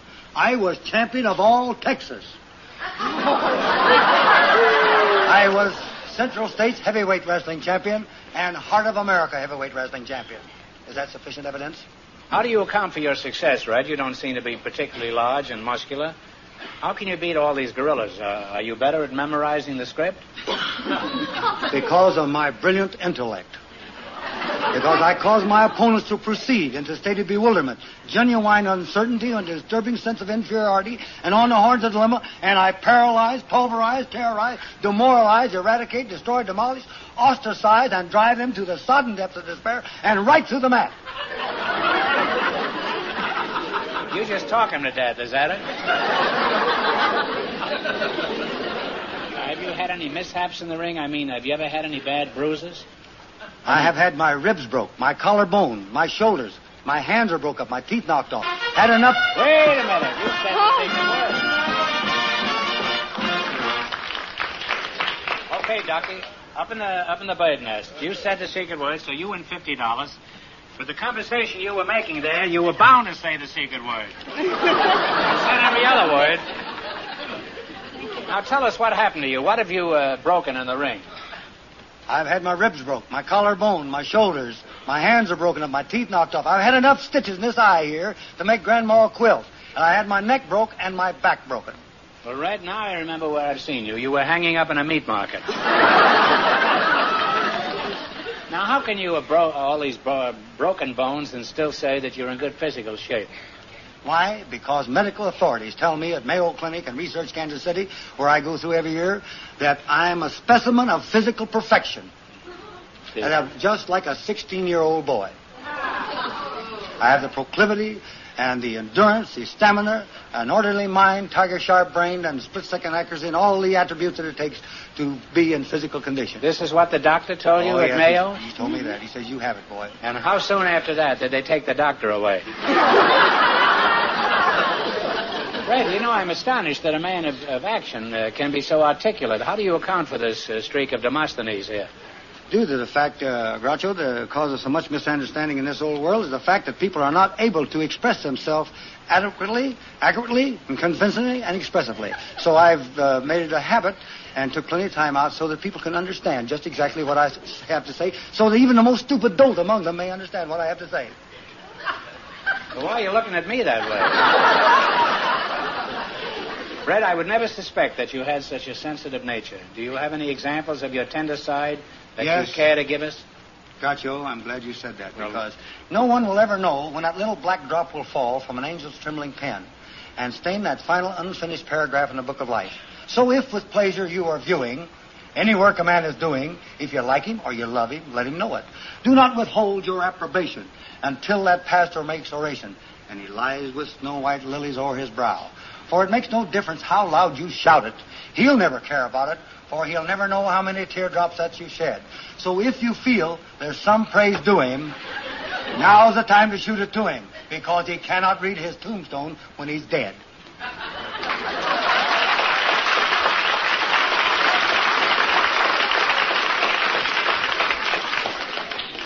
If you don't get the Pulitzer Award for poetry this year, there's something screwy going on at Columbia University. Fred, that was simply beautiful. There isn't a dry eye in the house. In fact, I'm afraid to look. I wouldn't be surprised if nobody's left in the house. Hello out there! Well, this has been a most enlightening evening. It's one of the most enlightening evenings I've spent in years. I'm still in the dark, but it sure has been enlightening. Now, let's play You Bet Your Life. Will you throw Mr. Fenneman over your shoulder? No, he wouldn't do that. I'm glad. All right, now, you selected folk tones and old-time favorites. The orchestra will play the tune. You tell me the name of it. If you miss 2 in a row, you're out. If you get 4 in a row right, you win $1,000. Tell me this name of this old favorite. Play, Jack.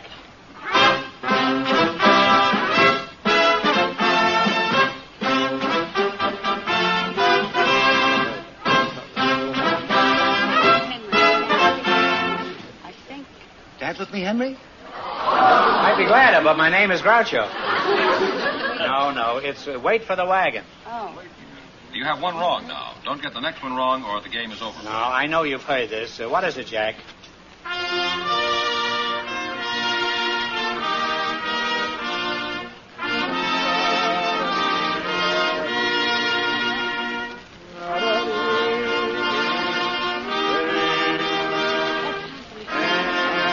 Tenting tonight on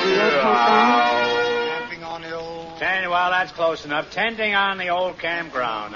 Tenting tonight on the old campground. You now have one right again. You know what can happen if he goes out of here broke? He's liable to throw you over her shoulder. You? Not me. No, I'm sitting down. Huh? All right, what is the name of this old song? Play it, Jack.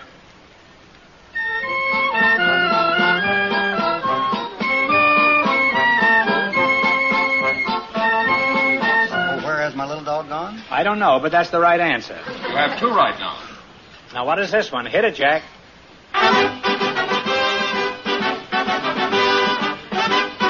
Home till morning? Oh, the bear jumped over the bear. Bear went over the mountain. That's a dirty trick, giving him a song with 2 names.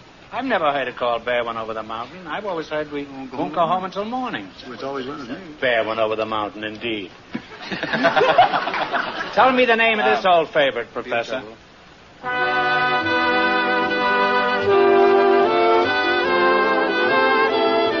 What is it? My old Kentucky home. No, I'm sorry. That's where the bear went over the mountain. I think you got 4 in a row, so you win $1,000. You won $1,000, Give her a big kiss, right? Wait a minute. Now, just a moment. You won $1,000. You can keep it and quit. A bear went over the mountain. Or you can come back at the end of the show and try to double your money. You may even get a crack at $10,000. So go over there and sit down on his lap and think about it. And no matter what you decide to do, thanks for being on the show. Thank you.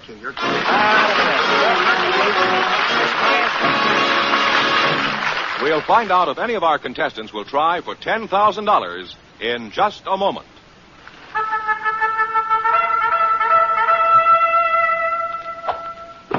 In Robin Hood's day, that was the sound that used to get the news around.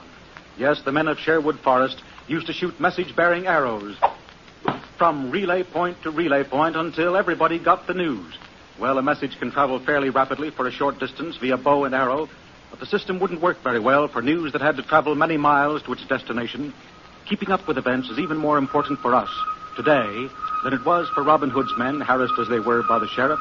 And fortunately, we have the fastest means of communication ever devised. We have radio. And NBC Radio, with news on the hour, keeps us posted on worldwide events wherever they happen, as soon as they happen. In our day and age, this is the sound that really gets the news around. This is Leon Pearson inviting you to keep up with the news on the hour all day, every day, over most of these NBC stations.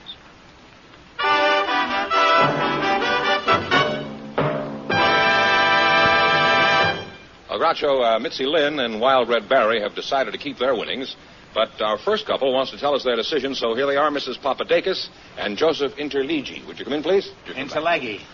You're right. No, Interligi. Interlegi. See? Interliggi. You're right. Now you've won $1,000. If you decide to try for the 10 and you fail, you wind up with a total of 500. What are you going to do? You can quit. Well, you can go ahead. I'd like to continue. You want to continue? What about you, Joe? We'll continue. All right. Now get together and you pick a number from 1 to 10 and then spin the wheel. If any number besides the one you pick comes up, this question is worth $2,000. However, if your number comes up, this question is worth $10,000. What number do you want? 5. Is that all right with you, 5? Well, I like 8. Well, take 13. We'll give you 8. No. You want 8? 8. 8, all right? All right. Give it a time.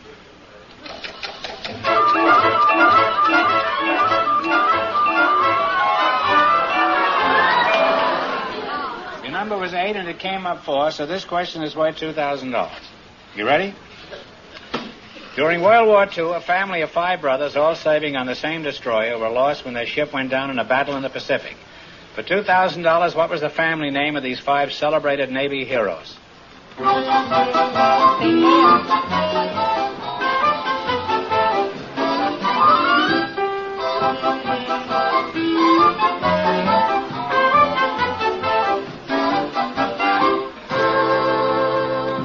Mr. Interlagi, what is the answer? I don't know, Mr. Groucho. What's the answer? I saw the movie, too. Well, I don't know. it's the Sullivans. Sullivan boys. That's right. I'm sorry you missed it, but you wind up with a total of 500. That isn't too bad. Congratulations, and thanks for being with us.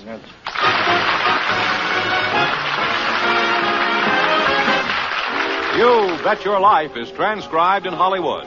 Produced by John Goodell. Directed by Robert Dwan and Bernie Smith. Music by Jack Meakin. This is George Fenneman reminding you to tune in again next week, same time, same station, to hear the one, the only Groucho. For the housewife, the wage earner, investors big and small, commentary of vital interest on pocketbook news tonight on most of these NBC stations.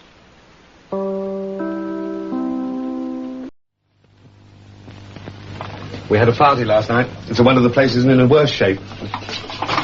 You know how it is. You leave things overnight, takes twice as long to put them right. A bit like forgetting to watch your weight. Still, I watch mine every morning with the Kellogg's Special K breakfast.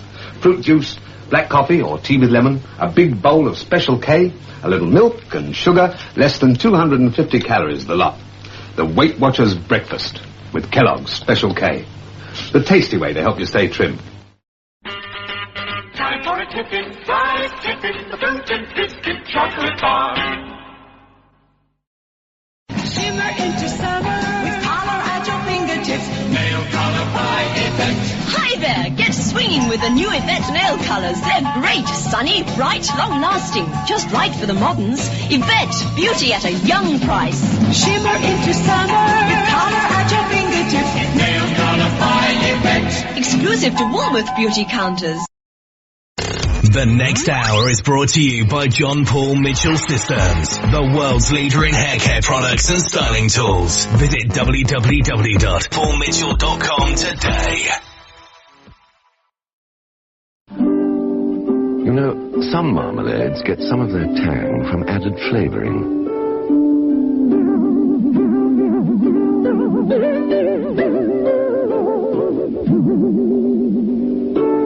While Robertson's Golden Shred gets all of its tang from Seville oranges.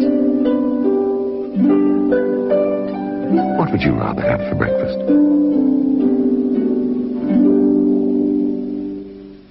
Here, do you know something? If you stop eating Bird's Eye beef burgers and eat these cheap ones, all right, you'll save Mum enough money to buy me a Legionnaire tracksuit. Fantastic. I mean, they look the same, don't they? Might look same, but they don't taste the same. You can't tell the difference. Well, I can. The cheap one's yours. Birdseye. Somehow other beef burgers just don't taste the same. And a meal with a Cape apple. Straight up. Cape apples make good eating. Crisp, juicy. Marvellous exercise for the old choppers. Go on, treat yourself. Live.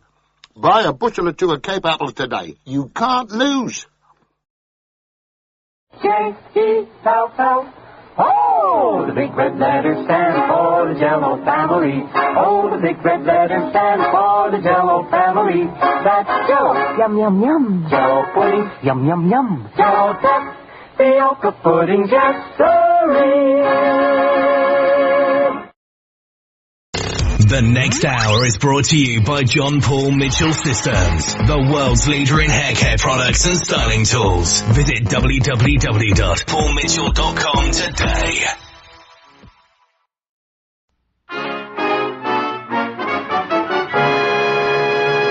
The Harold Perry Show.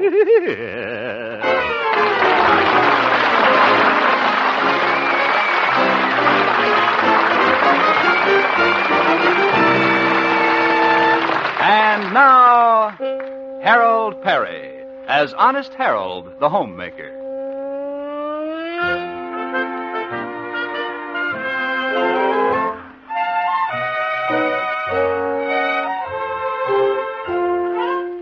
Well, Honest Harold, the homemaker, has a new problem on his hands these days. His lazy young cousin, Raymond, who has come to visit him from Chicago. However, Saturday is a day of leisure for Harold, and we find him feeling pretty satisfied with himself this morning. He has finally talked Raymond into looking for a job. Right now, Harold is just finishing dressing before going into breakfast. Oh, whistle while you work. Oh, whistle while you work. Well, this new plaid vest looks pretty good. Harold, you're quite a fellow. There was a young man from the West who loved a young lady with zest. So hard did he press her to make her say yes, sir, that he broke 3 cigars in his vest.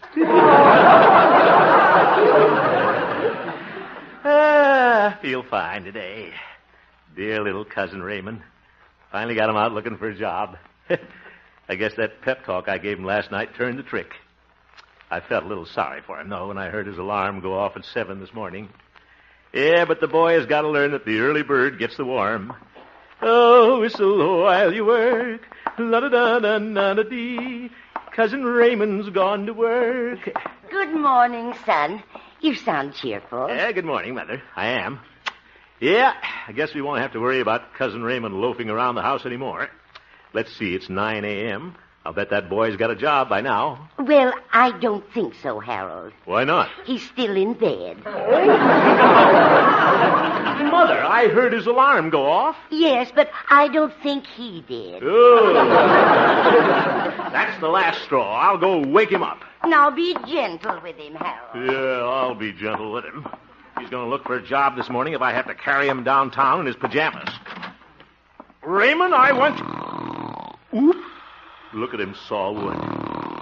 That's the closest he's come to working since he's been here. Raymond, wake up. Sounds like a B-29. Maybe I'd better try shaking him. Raymond, wake up. Raymond, it's morning. Cock-a-doodle-doo. Raymond, the house is burning down. Yeah, I know. I'll tickle his feet. I'll just lift the covers up here.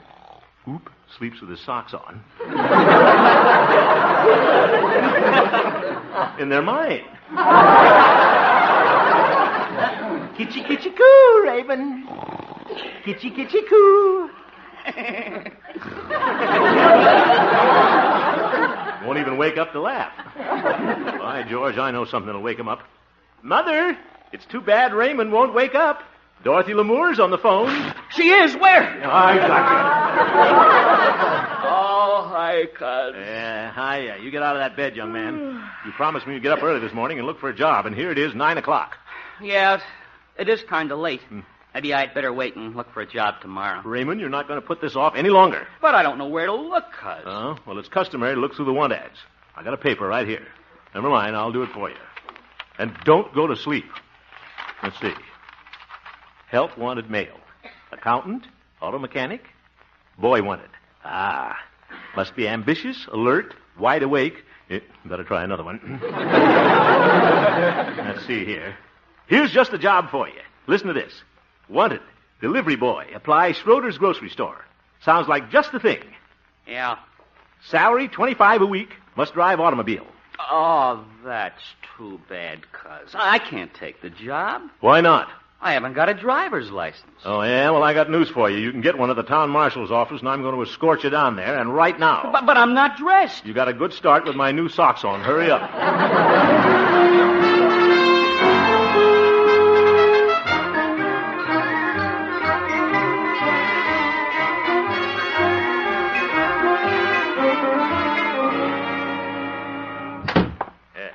There's Pete the marshal behind the desk.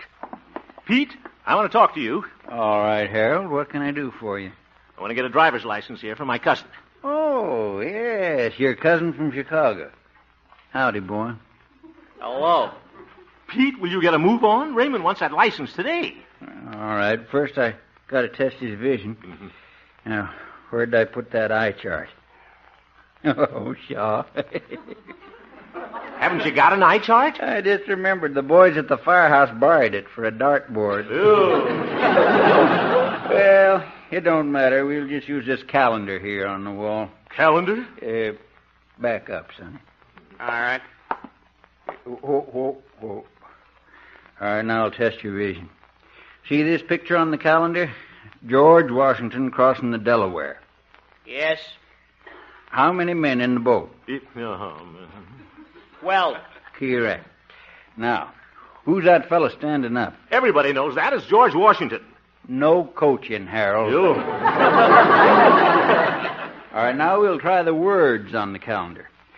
What's this word? Monday. Correct. What's the next one? Tuesday. And the next one? Wednesday. That boy has got eyes like a hawk, Harold. Oh, brother, what an eye test. Pete, let's get this thing over with. I'm trying to get Raymond a job. All right, now. Now, Raymond, I'll have to give you the oral test. That means spoken, Harold. No kidding. First question. Raymond, suppose you wanted to make a left turn, and you had your hand out, and Harold's car pulls up at the intersection. Who has the right-of-way? I do. You do not. Anybody knows I'd have the right of way. Not if the boy had reached the intersection first. Harold, how did you ever get a driver's license? Well, I passed this driver's test 6 years ago. 6 years ago? Got news for you, boy. Your license has expired. Gotta give you the test, too, boy. But Pete... Ready? All right, now, look at this picture on the calendar. Who's that man standing up in the boat? Calvin Coolidge. You need glasses, boy.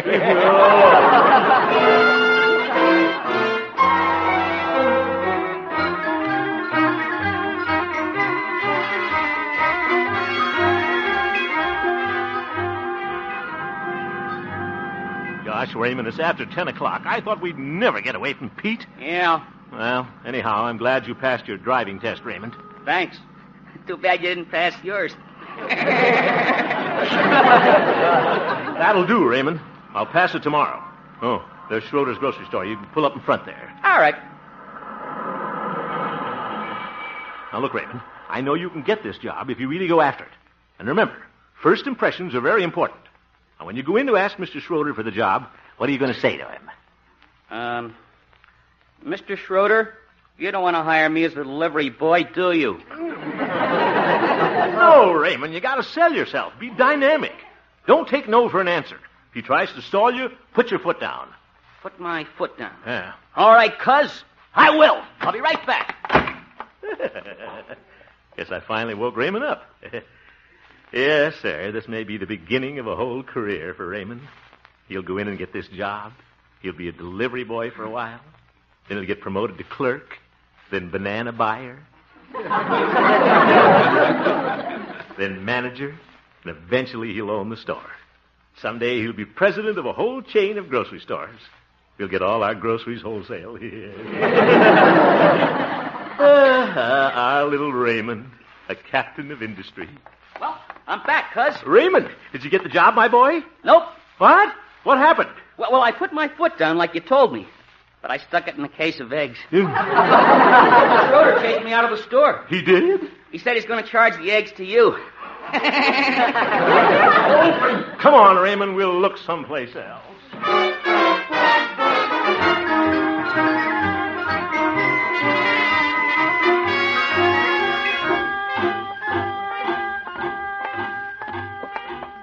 Raymond, we've been all over town. This is our last chance to get you a job. Yeah. Funny, I didn't think of this before. Hiring you as my assistant at the radio station. Now, you can help me on my 9 to 10 homemakers program. 9 to 10? Oh, I like those hours. Yeah.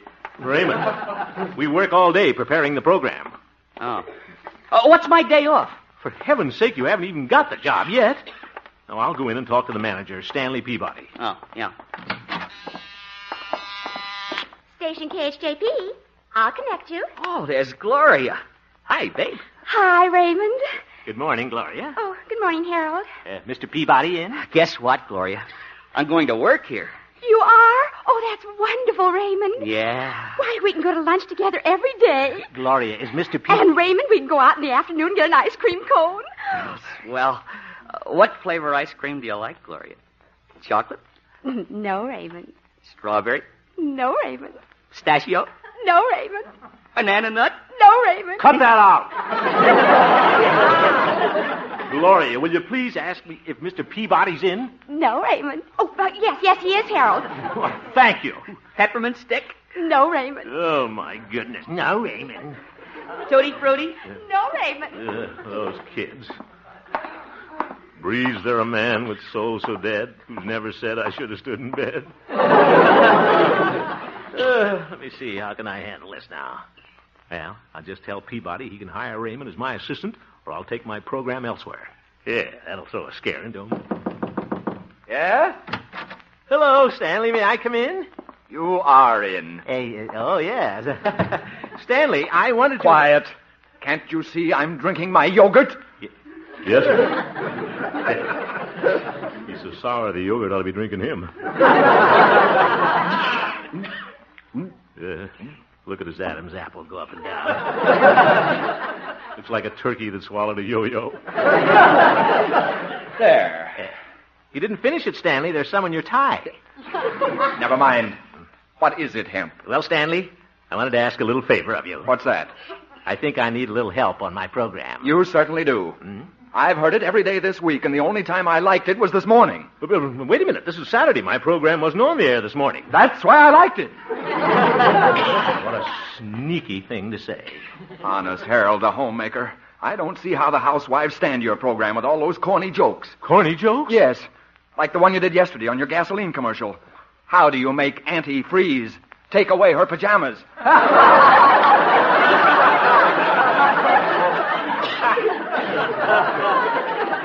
My mother liked it.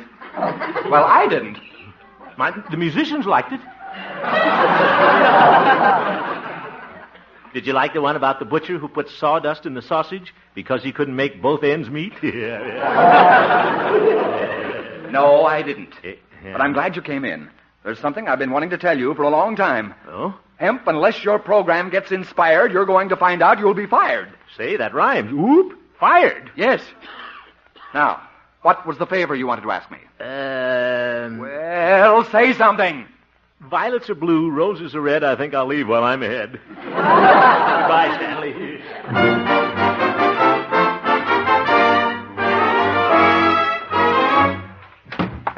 Mother, I'm home. Oh, hello, Harold. Would you like a glass of milk and a cookie? Yeah, thank you, Mother, but I'm not hungry. Oh, Harold, Dr. Yancey phoned a while ago. Oh? What did the old horse doctor want? I told him you were down trying to find Raymond a job, and he said he'd let you know if he got any ideas. Well, I'm not going to hold my breath. What are we going to do with Raymond, Mother? He's 22 years old, and he hasn't gotten anywhere. Well, after all, Harold, he's just starting at the bottom. Yeah, trouble is he likes it so well it looks like he's planning to stay there. Oh, Harold. Uh-oh. There's Doc and his horse and buggy. Oh, my goodness. Got the only buggy in town with a Stanley steamer horn. Harold! Oh, Harold! Okay, Doc, I'm coming. Look at Doc's old horse, Silver Moon. She gets more sway-backed every day. Come here, Harold. Why don't you come in the house, Doc? Why, Harold, I couldn't leave Silver Moon out here all by herself. Could I, dear? Oh, brother. Of course, I could unhitch her and bring her in the house. Never mind.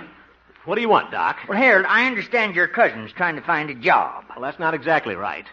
Well, your worries are over. I got just the thing for him. You have? What is it? Yes, sir. Old Doc Yancey has come through again. Doc, what's the job? Yes, sir. When you're lost in a snowdrift and don't know which way to turn, who comes to the rescue? Doc Yancey, that faithful old Saint Bernard. You look like a Saint Bernard.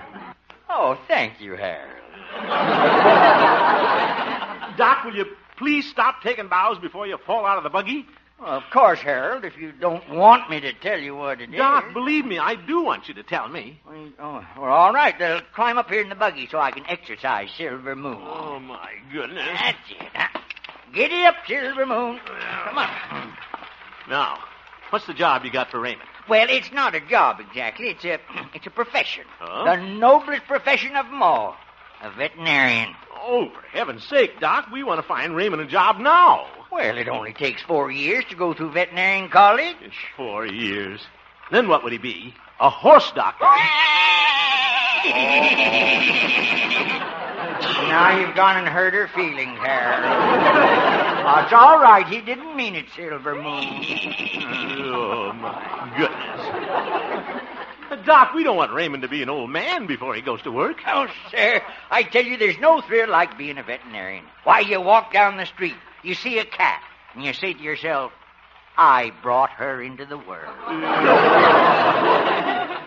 And when you get an emergency call in the middle of the night from an Airedale with a warm nose, and you go out and you hold her paw. Oh, Doc! Oh, and those glorious years I spent at veterinary college. I'll never forget our alma mater song. We will miss those dear old dogwood trees. Woof, woof, woof. Where we look for fleas on Pekingese. Woof, woof, woof. Doc! Farewell to those distemper pills. Why don't you take one yourself? Let me out of here. I'm going home.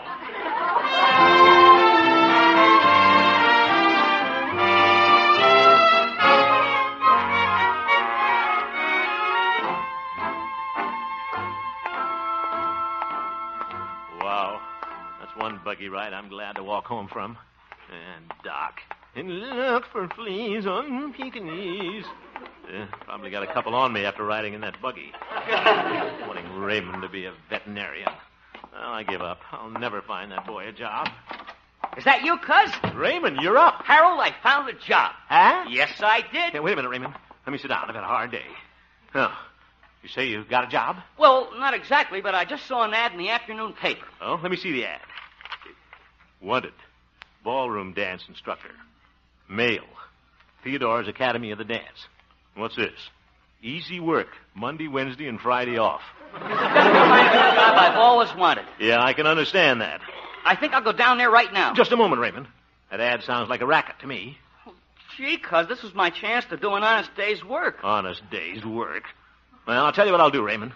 I'll go down there with you and investigate this thing. If it sounds all right, you can apply for the job. Oh, thanks, Cuz. Gosh, I'm a dance instructor.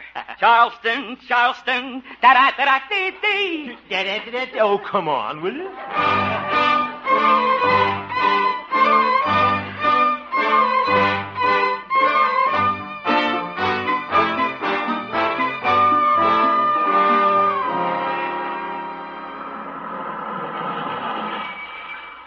Can I go in with you, Cuz? No, Raymond, you wait right here in the car. It won't take me long to find out if this dance academy is on the square. Okay, Cuz. Theodora's Academy of the Dance.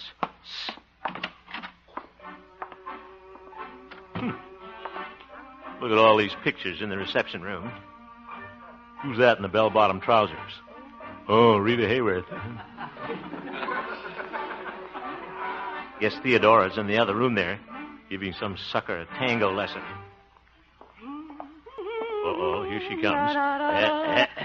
Well, a dance lover. Huh? Welcome to Theodora's Academy of the Dance. Oh, thank you. Miss Theodora. What kind of dancing lessons are you interested in? Well, Don't tell me. Let me guess. Let's see. I would say you're the Latin type. Long sideburns. I just need a haircut, I guess. I can just see you doing a languorous tango like this. Step and step glide and keep your back straight. Miss. Step and step glide. Don't watch your feet, please. Feet? Step But, miss, just a minute. I don't want to... Oh, you look like a good Kong material, too. Oh? 1 and 2 and 3, kick. Oop, 1 miss. and 2 and 3, kick. Oop, 1 miss. and 2 and 3. Will you please light somewhere? I want to talk to you. Of course. I didn't come here for dancing lessons. You see, I saw your ad in the paper for a dance instructor. Oh, of course, you're applying for the job. What? Lucky Theodora. I didn't dream you'd be so charming. Yeah, but, miss, you don't get... Who would have thought Melrose Springs had such handsome men? Yeah, well, well, there are a few of us, I guess. And where did you get those beautiful brown eyes?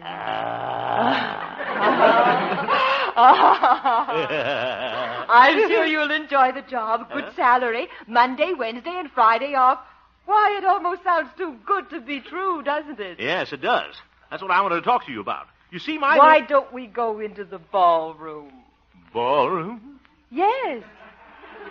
I'll have to try you out, you know. But, We'll have a cozy little dance together.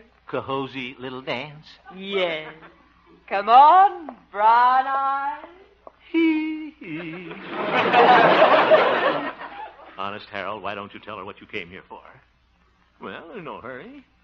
Won't hurt to have one cozy little dance first. Brown eyes. Coming, Theodora. Oh, there you are. Yeah, here I am. I suppose you're familiar with the different dance steps, the rumba, the samba, the mamba. The Hoomba? Which one shall we do? Well, how about a waltz? A waltz? Yeah. All right. I'll put on a record. Gosh, Theodora looks awfully cute in that dress. Guess that's what they call an off-the-shoulder organdy. Huh. There we are. Well, aren't you going to put your arms around me? Put my arms around you? Yes. If we're going to dance. Oh, dance. Yeah, all right.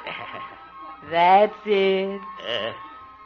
Hope my hand isn't too cold on your back. 1, 2, 3. Why, you're a beautiful waltzer. Can't count very well. 1, 2, 3. Why, you're a beautiful waltzer. Can't count very well, though. Yeah, I'm not bad, I guess. I did win second prize last year at the Moose Costume Ball. Really? Yeah. I'd have won first prize, but it was kind of hard to dance in that moose suit. You know, you haven't told me your name yet. Oh, Harold Moose. Harold Hemp. Harold. Yeah. I could follow you better if you held me a little closer. Closer? All right.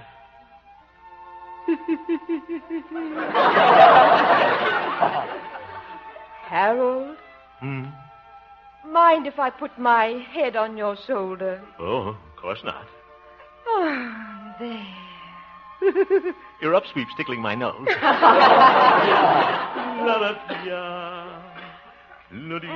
That's nice. Your voice has a lot of timber. Timber? Well, I used to work in a lumber camp. Oh, if you were the only girl in the world, and I were the only boy. Nothing else would matter in the world today. We could go on loving in the same old way. A garden of Eden just meant for two. With nothing to mar our joy. I would say such wonderful things to you. There would be such wonderful things to do. If you were the only girl in the world, and I were the only boy.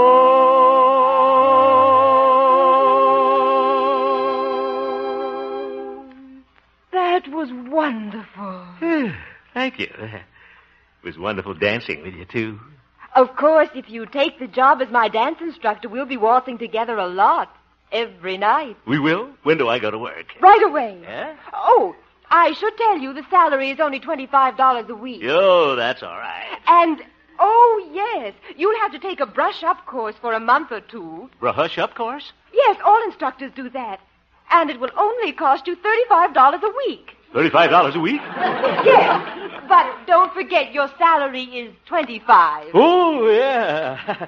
No, all I have to pay is $10 a week. That's right. Hey, that's a real bargain. Thank you very much. Sure you don't mind? Mind? No, it's a pleasure. Harold, the $10 is payable in advance. Oh, of course. There you are. 2 5s. Thank you. Theodora, how about starting my brush-up course now, huh? All right, we'll try a conga. Yeah? Follow me. Yeah? 1 and 2 and 3, kick. 1 and 2 and 3, kick. 1 and 2 and 3, kick. Hey, Cuz! Oh, Raymond, forgot all about him. Excuse me, Theodora. What do you want, Raymond? Cuz, did I get the job? No, Raymond, I did. What? Why can't I have it? My boy, you couldn't afford this job. Why? Never mind. Go home, Raymond. Here's $1. That's it. Who was that, Harold? Oh, just a boy. Come on, Theodora. 1 and 2 and 3, kick. 1 and 2 and 3, kick. Whee, this is a swell job, and it's only going to cost me $10 a week.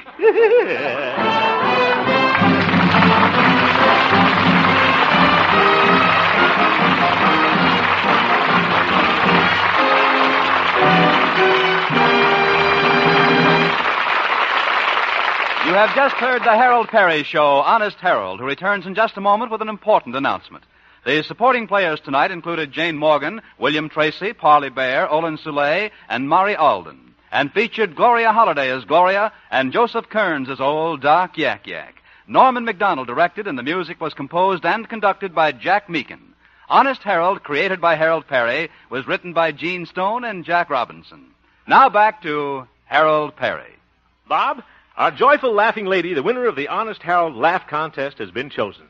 She'll be flown to Los Angeles via TWA Constellation, arriving here Thursday, and will appear with us on our show Wednesday, November 22nd, to demonstrate how and why she won the contest.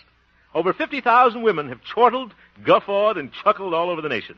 But the winner is Mrs. Lena Duncan of 210 Stooksbury Street, Knoxville, Tennessee. Congratulations, Mrs. Duncan. See you next week, folks, when Mrs. Duncan, or Miss Mirthquake of 1950, as she'll be known, will be with us. Good night.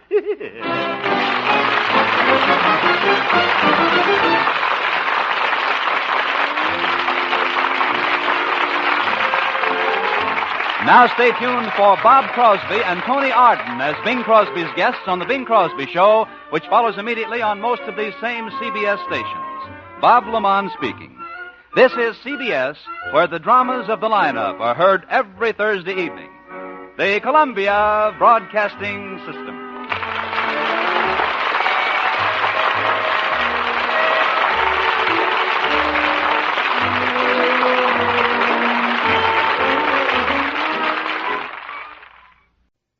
Classic shows from the golden age of radio. This is the Rocket Classic Radio Network. From Hollywood, it's Dream Time.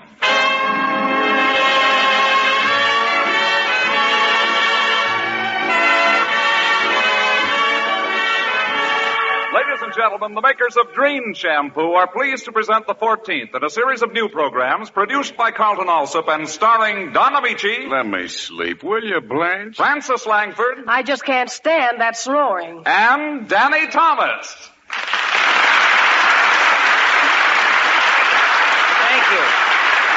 Thank you. I just want to say I'm sorry I couldn't be with you last week, and may I take this opportunity to express my sincerest thanks to a great guy who pinch hit for me, Red Skelton.